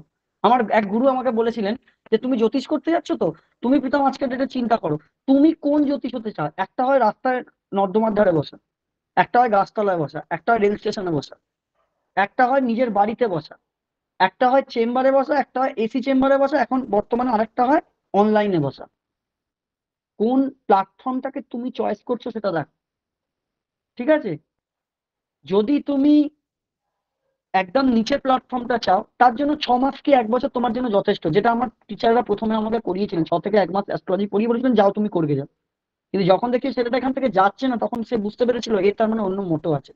আজকের ডেটে আমি যেখানে দাঁড়িয়ে অ্যাস্ট্রোলজি শিখেছিলাম তারা প্রত্যেকে সাকসেসফুল। এমন কথা সবচেয়ে কথা, আজকের দিনে তো টাকাটাই সব কথা, তারা রীতিমতো ধনী ব্যক্তি। আর আমি অকপটে স্বীকার করি আজকের ডেটে আমি আজকেও সাইকেল নিয়ে এদিক ওদিক করি। আমার একটি স্টুডেন্ট আছে, আজকে হয়তো ওই ডেমো ক্লাসে নেই, সেই থাকলে উনি আমার মাতৃতুল্য, আমি ওনাকে খুব সম্মান করি। আজকে পড়ানোর জায়গায় ওনার আশীর্বাদে এসেছি, স্যারেদের আশীর্বাদ অবশ্যই সঙ্গে আছে, নইলে আমি কখনো পড়াতে আসতাম না। জোর করে উনি নিয়ে গেছিলেন যে ওনাকে কিছু শেখানোর জন্য, তো সেখান থেকে পালানোর চেষ্টা করেছি, কারণ এসব ভালো লাগার জিনিস ছিল না প্রথম পর্বে। বছর 3 হলো আমি টিউশন দিই। তো এরকমও চর্চা আমার নামে হয়েছে যে প্রীতম তুমি যাচ্ছ সাইকেল নিয়ে তাকে কাকুরগাছি কষ্ট করে পড়াতে, আর তিনি আসেন 4 হুইলার করে তোমার কাছে পড়তে। মানে খারাপ লাগা না ভালো লাগা সেটা জানি না, তবে তোমার মধ্যে কিছু আছে যার জন্য একজন ভদ্রমহিলা অত কষ্ট করে, যথেষ্ট ভদ্র, আমার মায়ের বয়সী উনি, গাড়ি নিয়ে 4 হুইলার নিয়ে কাকুরগাছি বাড়িতে উনি আমার কাছে পড়তে আসতেন। এখন আসেন না, এখন অনলাইনেই চর্চা রাখেন। তো যাই হোক, সেটাই আমি বলবো যে ওনার নাম না করলে আজকে আমি নিজেকে খুব ছোট মনে করবো, এই কারণে কারণ ওনার জন্য আমি প্রথম টিউশনের লাইনে পা রাখা, ঠিক আছে? এটাই বলবো, আগে নিজেকে ঠিক করতে আমি কোন প্ল্যাটফর্মটা ধরতে চাই। তো সেই হিসাবেই বলছি, যদি 6 মাস থেকে 1 বছরের মধ্যে অ্যাস্ট্রোলজি করে উপরে উঠতে চান, তাহলে 6 মাস থেকে 1 লাখ সেরকম লেভেল। আর যদি মনে করেন আজীবন লার্নিং অ্যান্ড আর্নিং করবো, সেটাও একটা ব্যাপার। তো সেই জায়গায় দাঁড়িয়ে আমি 6 মাসের একটা কোর্স ঠিক করেছি, যেখানে আপনারা জ্যোতিষশাস্ত্র গোড়া থেকে অনেকটা শিখতে পারবেন। হয়তো প্রেডিকশন পার্ট থাকবে না, প্রেডিকশনের জন্য আবার আগামী সময় আসবে, এটা ভারতী কোর্স। তারপরে শাস্ত্রী থাকবে, তারপরে আচার্য থাকবে, 6 মাস করে সেমিস্টার থাকবে। এবং ভবিষ্যতে উচ্চ বিদ্যালয় যারা পশ্চিমবঙ্গের বাইরে এই জায়গাগুলোকে মেনটেন করে, তাদের ওখানে এই কোর্সগুলো 1 বছর করে হয়। তো 1 বছর করার জন্য সবচেয়ে বড় কথা, এখানে সব বয়োজ্যেষ্ঠরা পড়তে আসে, কেউ কম বয়সী কেউ আসে না। তো পশ্চিমবঙ্গের নীতি অনেক আলাদা। তো চেষ্টা করব কম সময়ের মধ্যে মানুষকে কি করে ভালো জিনিসটা প্রোভাইড করে তাড়াতাড়ি তাদের থেকে ছুটি দেওয়া যায় এবং তারা যেন সাফল্যমণ্ডিতভাবে কাজ করতে পারেন, সেই জায়গাটা অবশ্যই থাকবে। তো সেই জায়গা থেকে দাঁড়িয়ে আমি ঠিক করেছি প্রথমে পঞ্চাঙ্গ এবং পঞ্জিকা এবং জ্যোতিষের সম্পর্ক কি সেটা থাকবে, জ্যোতিষশাস্ত্র কি সেটা থাকবে, সায়ন নিরায়ণ পদ্ধতি কি, কোষ্ঠী কথার অর্থ কি, ঠিক আছে, গ্রহ সম্পর্কে নানা ধারণা, এই আজকে যেগুলো আলোচনা করলাম এগুলো বিস্তারিত থাকবে, গ্রহদের কারকতা থাকবে, রাশি সম্পর্কে ধারণা, ওই যে বলেছিলেন চন্দ্রস্ফুট মানে রাশি কিভাবে ক্যালকুলেশন করতে হয়, লগ্ন কি করে ক্যালকুলেশন করতে হয়, গ্রহরা কি করে একটা রাশিতে বসবে এইগুলো চর্চা করতে হয়, জাতাহ পড়াহ কি করে ক্যালকুলেট করতে হয় পঞ্জিকা দেখে, ঠিক আছে, নক্ষত্র কয় প্রকার কি কি, গণ বের করা, নবতারা চক্র, স্বর্ণালী চক্র নির্ণয় করা, সুদর্শন চক্র নির্ণয় করা, অন্তর্গ্রহ বহির্গ্রহ কিভাবে করে, দগ্ধা গ্রহ কি করে করে, সংক্ষেপে কোষ্ঠী কি করে প্রস্তুত করে তার জন্য, এবং বিশেষ কিছু টিপস থাকবে। এই 6 মাসের কোর্সটা আমি এইটা রেখেছি। এবার আমি বলেই দিই, এই কোর্সটা 6 মাসের আমি রেখেছি। 6 মাসের মধ্যে আশা করছি যদি কোর্সটাকে আমি শেষ করতে পারি 4 মাস কি 5 মাসে, তো আমি আরো বেশি কিছু এতে দেওয়ার চেষ্টা করবো। এটা ভেতর মন থেকে বলছি আমি, কারণ কখনোই আমি বলতে পারি আজকের ডেটে দাঁড়িয়ে জ্যোতিষ কিন্তু সিলেবাসে বন্দি নেই। যে সিলেবাসে বন্দি করে জ্যোতিষ শিখতে গেছে সে কিন্তু বাক্স বন্দি হয়েছে, মানে আমি কিন্তু হয়েছি আমার জীবনে, আমার বহু বছরের অভিজ্ঞতা দেখেছি, দেখে আপনাদের বলছি। ঠিক আছে, আমি আরো বেটার কিছু দেওয়ার চেষ্টা করবো। তো 6 মাসের টাইম এটা রেখেছি, আমি 6 মাসের আগে এটাকে যদি শেষ করতে পারি তো আমি আরো বেশি কিছু দেওয়ার অবশ্যই সেখানে চিন্তা ভাবনা রাখবো। ঠিক আছে স্যার, এবার আপনি কিছু করুন। তবে আমি একটা কথাই বলবো, উনি যেটা বললেন আমার সাথেও এগুলো নিয়ে কথা হয়েছে, যে আপনাদের সিলেবাস যা আছে তার থেকে বেশি পাবেন, কম পাবেন না। আর যে সমস্যাগুলো আসবে আপনাদের কিছু কিছু সময় ওয়ার্ক দেওয়া হবে, হোমওয়ার্ক করতে দেওয়া হবে, বিভিন্ন ছক দিয়ে দেওয়া হবে, একটু দেখুন এই ছকটা কি বুঝতে পারছেন কি বুঝতে পারছেন না, এই সমস্ত কিছুই কিন্তু প্র্যাকটিক্যালি করানো হবে এবং প্র্যাকটিক্যাল দেখানো হবে। তো সময় নষ্ট করবেন না। একটা কথা মাথায় রাখবেন,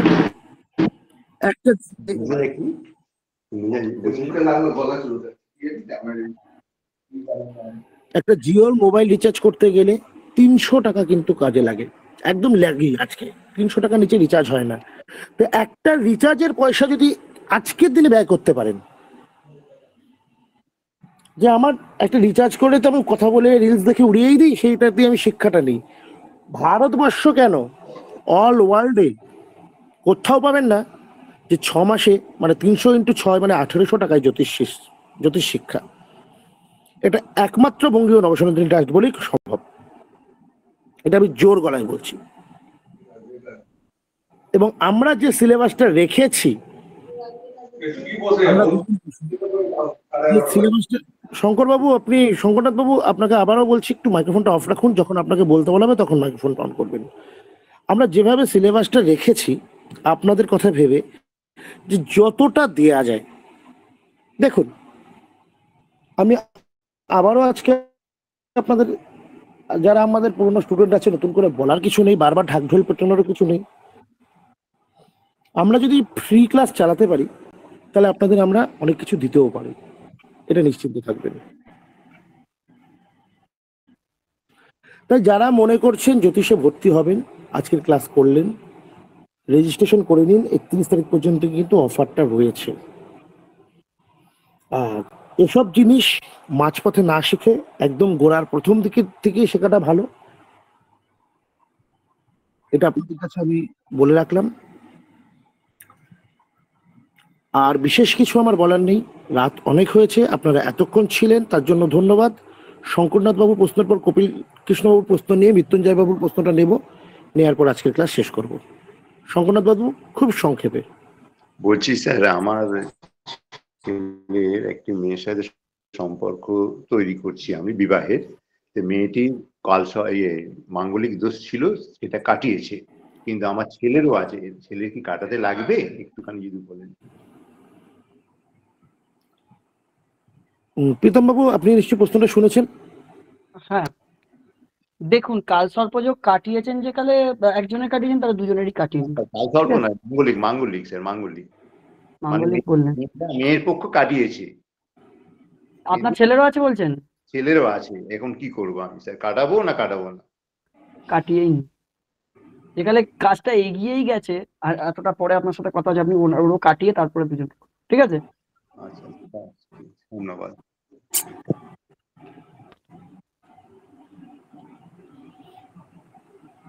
এটা আমরা পুজো পাঠ শেখার ক্ষেত্রেও বলে দিই এই প্রশ্নটা, যে একজনের যদি মাঙ্গলিক থাকে, অন্যজন যদি মাঙ্গলিক কাটানো থাকে বা মাঙ্গলিক না থাকে, মাঙ্গলিকের সাথে অমাঙ্গলিকের বিয়ে দিলে এটা রিস্কই হয়ে যায়, খুব প্রচন্ড রিস্ক হয়। আর একজনকে মাঙ্গলিক কাটানো হয়েছে, যদি সঠিকভাবে কাটানো হয়, তাহলে যদি কাটানো হয় তাহলে অপরজনকেও কাটিয়ে দিতে হয়, না হলে যে কাটানো হলো সে মানে মাঙ্গলিক মুক্ত হলো, কিন্তু আরেকজন কিন্তু মাঙ্গলিক রয়েছে, অতএব এটা কিন্তু বিরূপ প্রভাব পড়বে। যাই হোক, আপনার কোশ্চেনের অ্যান্সার পেয়ে গেছেন। শঙ্করনাথ বাবু হাতটা নামিয়ে নেবেন। কপিল কৃষ্ণ বাবু। গুরুজি, আমার প্রণাম নেবেন এবং সব বিপ্র দেবতাকে চরণে জানাই আমার প্রণাম। গুরুজি, আমার কোনো প্রশ্ন নেই, তবে আমি আমাদের প্রীতম স্যারের ক্লাস করেছি, আমি বিএনএসটিতে ফ্রি ক্লাসে। তবে আমি এতটুকু বলবো যে আমাদের এই বিএনএসটি এমন একটি শিক্ষা প্রতিষ্ঠান, একদিন ভারতবর্ষের প্রথম এবং শীর্ষ শিক্ষা প্রতিষ্ঠান হিসাবে গণ্য হবে। এটা আমার আশা এবং ভরসা, আমি খুব জোর করে বলছি। তাই সবাইকে অনুরোধ করবো আপনারাও বিএনএসটির সাথে এবং এই আমাদের ক্লাসে যুক্ত হন, জানতে পারবেন এবং শিক্ষা নিয়ে খুব নাম অর্জন করবেন। প্রণাম গুরুজি।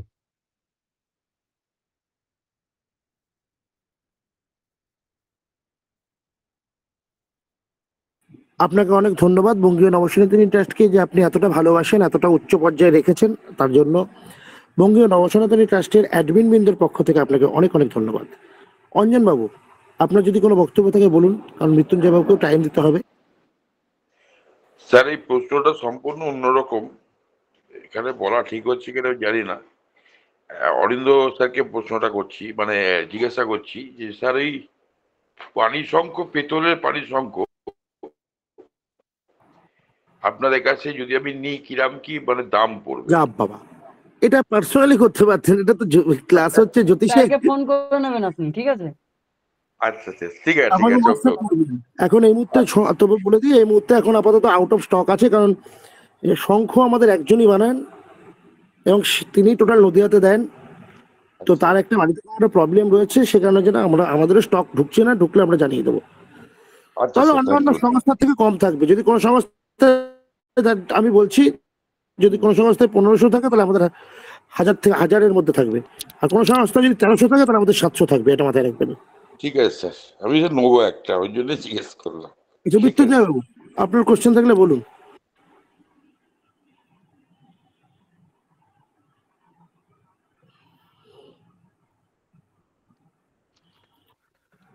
মৃত্যুঞ্জয় বাবু, আপনার কোশ্চেন থাকলে বলতে পারেন। হ্যাঁ স্যার, নমস্কার। বলছি স্যার, 6 মাসের কোর্সটাতে আপনার এককালীন 1800, আর দুটো ভাগে হলে 951 টাকা, 975 টাকা, 975 টাকা। ওইটা একটু যদি দেখুন, একটা অফার যখন দেওয়া হয়, ওই অফারের পর তো আর অফার হতে পারে না।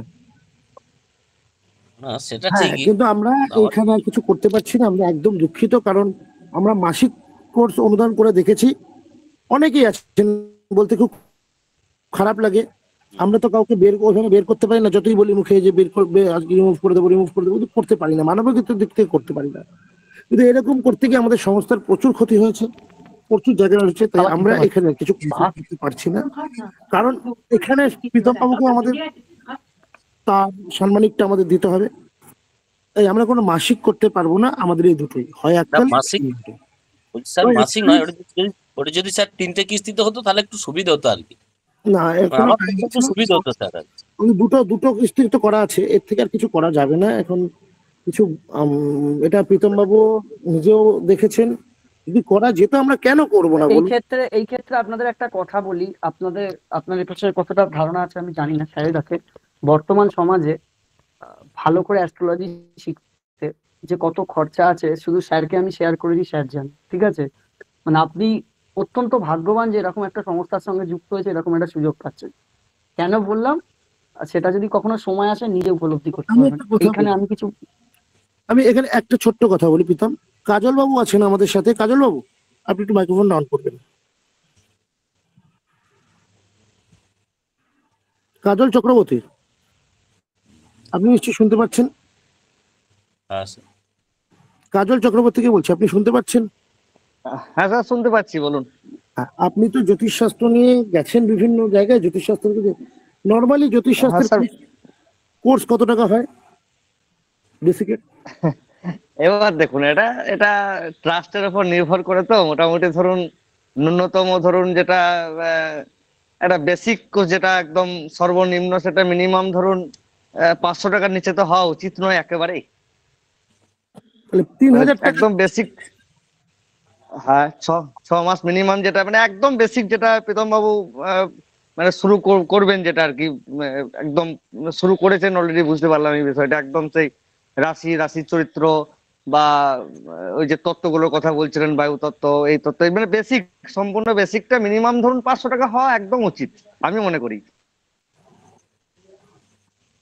তো 500 টাকা যে কোর্সটি, হুম, তাহলে কত হচ্ছে? 3000 টাকা। আপনাদের কাছে কিন্তু আমরা 2000 গন্ডি পার করিনি। কি বলেছি? 1800 টাকায় ব্রিটিশ পুরো কমপ্লিট করে দেবো 6 মাসে। না স্যার, ঠিক আছে, একদম ঠিক আছে স্যার। এখানেও যদি কেউ ডিসকাউন্ট চান, পারবো না। না না, এটা ঠিক আছে স্যার। যারা আমি ডিসকাউন্ট বলছি না, কিস্তি ডিসকাউন্ট বলছি না।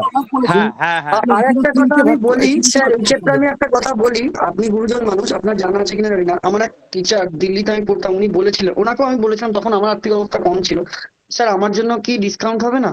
তখন স্যার বলেছিল, এটা গুরুমুখী বিদ্যা, গুরু যেটা এক কথায় বলে সেটা দান দিতে হয়, নইলে কিন্তু তুমি এই বিদ্যায় উঠতে পারবে না। কোনোদিন গুরুমুখী বিদ্যায় মানে কনভিন্স করো না প্রীতম, এটা মাথায় রেখে এবং ভবিষ্যতেও করো। আর একটা জিনিসও বলেছিল, জ্যোতিষ শিখতে হলে বা কোনো গুরুমুখী বিদ্যা শিখতে হলে গুরুকে সবসময় উপরে যেখানে বসবেন, মানে বাকিরা যারা ক্লাস করবেন তারা যেন নিচে বসে পারে, তবে সে বিদ্যার লেনদেনটা ভালো থাকে। তিনি খুবই জ্ঞান সম্পন্ন ব্যক্তি, উনি বেদ উপনিষদ অনেক কিছু পড়েছেন। তো ওনার কথাগুলো ভবিষ্যতে যখন ক্লাস করবো, ওনার দেওয়া অনেক মানে রেমিডি, প্রতিকার বাস্তবভাবে আমি আপনাদের সঙ্গে শেয়ার করবো, বুঝতে পারবেন যে প্রত্যেকটা জিনিসে কত মানে যুক্তি আছে, যুক্তি বিনা কিছু হয়নি। ঠিক আছে, তো এই কথাটা অনেক মানে আছে। কখনো গুরুমুখী বিদ্যায় গুরুকে কাটবেন না। দক্ষিণা যদি কাটেন না, আপনার বিদ্যা আপনি বুঝতে পারবেন না, হয়তো স্যার খাতির করে বা পরিস্থিতির চাপে হয়ে গেল, কিন্তু আপনার কোথাও একটা ফ্লাকচুয়েট করেছে। মানে আমি এটা টেস্ট করে দেখেছি, এটা হয়েছে, বাস্তব সত্যি কথাটা। না, আমি স্যার ওটা কাটতে কম করতে বলছি না, আমি বলছি ওটাকে 3টে পার্টে হলে সুবিধা হতো আমাদের আগে দিতে। সিদ্ধান্ত তো আমি তো একা নিতে পারি না। এই সিদ্ধান্তের মধ্যে যিনি ক্লাস করাবেন তিনিও যেমন আছেন, তেমনি অ্যাডমিন টিমও আছে। অ্যাডমিন টিম একবার সিদ্ধান্ত নিয়ে নিয়েছে যে এটা দুটো কিস্তির থেকে বেশি করা যাবে না। তো এখানে আমরা দুঃখিত, এখানে কিছু করতে পারবো না। ঠিক আছে, অ্যাকচুয়ালি স্যার অ্যামাউন্টটাই তো কম আছে, সেখানে দুটো কিস্তির সুযোগ দিচ্ছেন মানে যথেষ্ট দিচ্ছেন না আর কি, অনেক এনাফ। কারণ আমরা দেখুন, একটা কথা আমি বলি, যদিও স্যার 1 মিনিট আমি বলিনি, যে বিষয়টা হচ্ছে এই যে জ্যোতিষ বিদ্যাটা, এটা কিন্তু জাস্ট মূল্য দিয়ে কিন্তু বিচার্য নয়, ঠিক আছে? বিষয়টা মানে এর গভীরতা মাপতে গেলে ধরুন এই মূল্যটা দিয়ে বিচার করলে মানে ছোট হয়ে যাবে, বিদ্যাটাকেই ছোট ভাবা হবে, ঠিক আছে? বিষয়টা এর যে মানে গুরুদেবের সান্নিধ্যে থাকা যে একটা জায়গা, ঠিক আছে? গুরু 100 মানে প্রীতমবাবু যে কথাটা বললেন বা স্যার যে কথাটা বললেন, যে 100% গুরুমুখী বিদ্যা এটা, এবং গুরু যেভাবে শেখাবে সেটাকে বিশ্বাস করে কেউ যদি এই বিদ্যায় শিক্ষা অর্জন করতে পারে, তবেই সে আগামী দিনে কিন্তু সাকসেস হবে, নচেত নয়। এই ক্ষেত্রে আমি আরেকটা কথা বলি স্যার, উনি যে কথাটা বললেন ওনার সাপেক্ষে বলি, আজকের ডেটে বাজারে সবকিছুই তো খুব সহজ জিনিস, এখন অনলাইন হয়ে গিয়ে অনেক ভালো ভালো বই আছে। আমি আপনাদের বইয়ের নাম বলে দিতে পারি, অনেক ইনস্টিটিউট আছে আপনাদের বই খুলে লিখিয়ে ছেড়ে দেবে, ঠিক আছে? হয়তো বই খুলে বা আমার যা পুরনো গুরু হইতে প্রাপ্ত জিনিস আমিও দেবো, সেটা নয়, কিন্তু বই পড়ে এই জিনিস আপনারা রপ্ত করতে পারবেন না। আমি আজকের ডেটে আপনাদের দুটো বইয়ের নাম বলেছি, আপনারা কিনে পড়বেন, জ্যোতিষ শাস্ত্রটাকে জানতে পারবেন, জ্যোতিষী হতে পারবেন না। আমি বাই রিটেন এটা লিখতে পারি সবাইকে। স্যার বই পড়ে ওটা স্যার কি না, যেটা প্র্যাকটিক্যালি আপনি দেখাবেন সেটাই আসে। হ্যাঁ সেটাই তো, অনেক ইনস্টিটিউট আছে জানেন তো, বই পড়ে বই থেকে লিখিয়ে ছেড়ে দেবে, ঠিক আছে? কিন্তু আমি আপনাদেরকে কোর জিনিসটা বোঝাবো, ওই যে বললাম গল্পের ছলে বোঝাবো, যাতে আপনারা বুঝে যান। কারণ এখন মানুষ সবাই এখানে বয়স্করা ক্লাস করছেন, কেউ স্কুল কলেজে পড়ছে না, যে স্মৃতি বেশি থাকবে, ধীরে ধীরে স্মৃতি কমে যাবে না। তো যাতে জিনিসটা ঢোকে আমি সেইভাবে করানোর চেষ্টা করবো। হয়তো সারা বছরে মানে 6 মাসের কোর্সের শেষে দেখলেন আপনাদের 5-6 পাতা লিখিয়েছি, কিন্তু তার মধ্যে যে জিনিসটা শিখিয়ে দেবো সেটা আপনাদের মনে বসে যাবে। আমি এইভাবে চলতে ফিরতে পছন্দ করি। আমি একটা ঘটনা বলি, এই এই জ্যোতিষ কোর্সটা নিয়ে যখন প্রীতমবাবুর সাথে কথা হলো, আমাদের, আমি নাম প্রকাশ করবো না, কোনো একটি অ্যাডমিন বলল, স্যার আপনি তো বেশি কোর্স ফি নেওয়া পছন্দ করেন না, তাহলে মাসে 500 করা হোক। মানে এটা আমি বললাম তাহলে কিভাবে নেবে দক্ষিণাটা, কারণ মাসিক আমি ওই অ্যাডমিনদের বলবো যে আপনি ফোন করুন, দক্ষিণা দিতে বলুন, কারণ আমাকে তো প্রীতমবাবুকে দিতে হবে, আমি তো ঘর থেকে দিতে পারবো না, সে অবস্থাটা আমার নেই। তো বললো না স্যার 3 মাস এই 6 মাসকে 3টে ভাগে ভাগ করতে হবে। আমি কত করে হবে? 1000 টাকা করে। বললাম না চলবে না। আরেকজন বললো স্যার তাহলে একটা কাজ করুন, 2400 টাকা কোর্স করুন, 6 মাসের কোর্স 400 টাকা করে, 2400 টাকা। কটা ভাগ করবেন? 3টে ভাগ করবেন। 3টে ভাগ করলে কি করবেন? 800 800 800।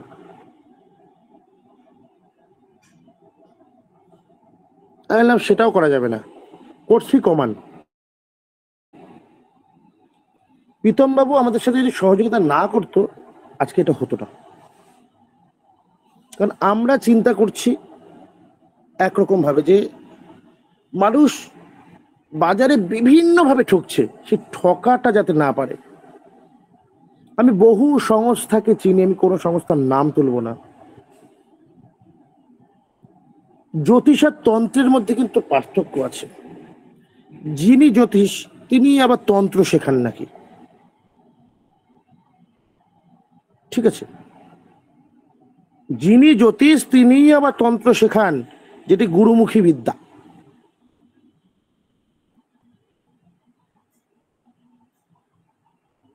এটা কিন্তু আমাদের এখানে হয় না।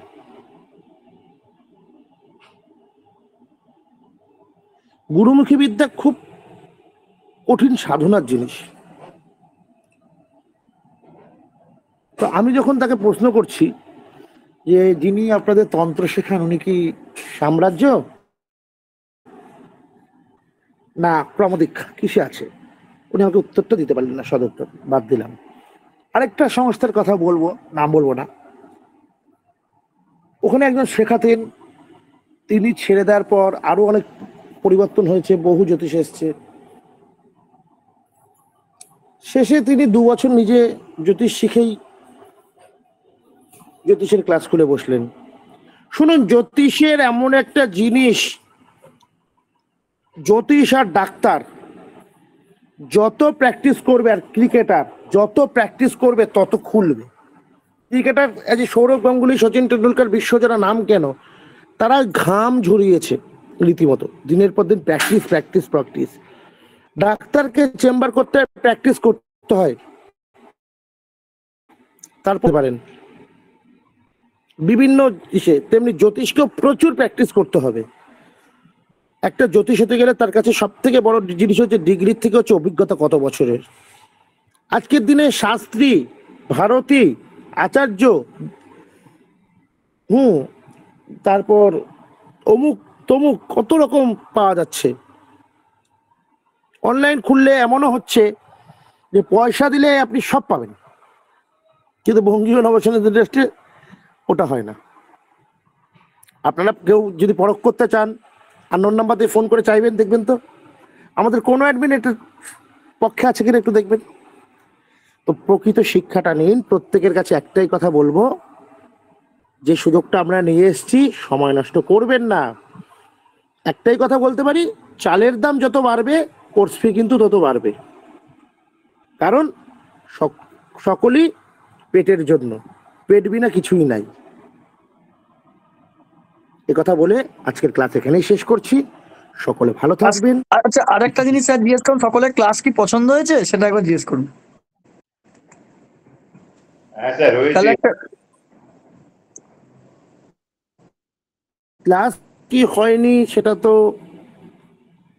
রিপোর্টেই বোঝা যাবে, কতজন যুক্ত হচ্ছেন ক্লাসে। আর এতক্ষণ পর্যন্ত যারা আছেন, আমি যদি একটু মানুষ চিনে থাকি, আশা করি সকলেরই আছেন। কেন ধৈর্য ধরে শুনছেন? কেন শুনছেন? এই কারণেই, কারণ তারা পছন্দ করছেন। তাই প্রীতমবাবুর জন্য যাদের যাদের পছন্দ হয়েছে ক্লাস, একবার হাত তুলে দেখিয়ে দিন, অন্তত মানুষটি রাত্রে শান্তিভাবে যে না ঠিক আছে। সবাইকে অসংখ্য ধন্যবাদ। আপনাকেও এত সুন্দর ক্লাস করার জন্য ধন্যবাদ। যাই হোক, প্রীতম বাবুর ক্লাস ব্যক্তিগতভাবে আমারও খুব ভালো লাগে। একটাই কথা বলবো, সকলের সাথে দেখা হবে প্রীতম বাবুর আবার আগামী 9 তারিখ জ্যোতিষের প্রথম পেইড ক্লাসে। সকলে ভালো থাকবেন, সুস্থ থাকবেন। প্রীতম বাবু আজকে যে উপদেশগুলো দিলেন সেগুলো মান্যতা দেবেন। আগামীকাল আমাদের চণ্ডী ডেমো ক্লাস রয়েছে, সকলে আসবেন। লিংক পাওয়ার সাথে সাথে সমস্ত জায়গায় শেয়ার করবেন এবং যে কোনো দরকারের জন্য আপনারা আমাদের সরাসরি কল না করে হোয়াটসঅ্যাপ করবেন। কোর্স সংক্রান্ত ব্যাপার যে কোনো অ্যাডমিনের সাথে যোগাযোগ করতে পারেন, সকলে আপনাকে হেল্প করবে। এবং আগামীকাল যেহেতু চণ্ডী রয়েছে, চণ্ডীর ক্লাসে আমাদের চণ্ডী ক্লাসের পরে এই বছরের জন্য আমরা এই যে করলাম শেষ ক্লাস আমরা ঘোষণা করছি শনিবার দিন। শনিবার দিন আমাদের ক্লাস হবে বিবাহ, খুব ভাইটাল আরেকটা সাবজেক্ট যার সাথে জ্যোতিষের কিন্তু যোগাযোগ রয়েছে। যেমন শঙ্করনাথ বাবু বললেন মাঙ্গলিক। তো বঙ্গীয় নববর্ষের আবারও বলছি, প্রত্যেকটি অ্যাডমিন যেভাবে ঘাম ঝরান আমাদের এর জন্য, আপনাদের ভালো রাখার জন্য, আপনাদের শিক্ষাদানের জন্য, প্রত্যেককে আমি ধন্যবাদ জানাই। আজকের ক্লাসটি খুব সুন্দর হয়েছে, খুব ভালো হয়েছে। প্রীতম বাবুকে অশেষ অশেষ ধন্যবাদ, সাথে আপনাদেরও। আজকের ক্লাস এখানেই শেষ করছি। সকলে ভালো থাকবেন। শুভরাত্রি। জয় মা, জয় শ্যামসুন্দরী মায়ের জয়, জয় কালী। ভালো থাকবেন। শুভরাত্রি। Good night.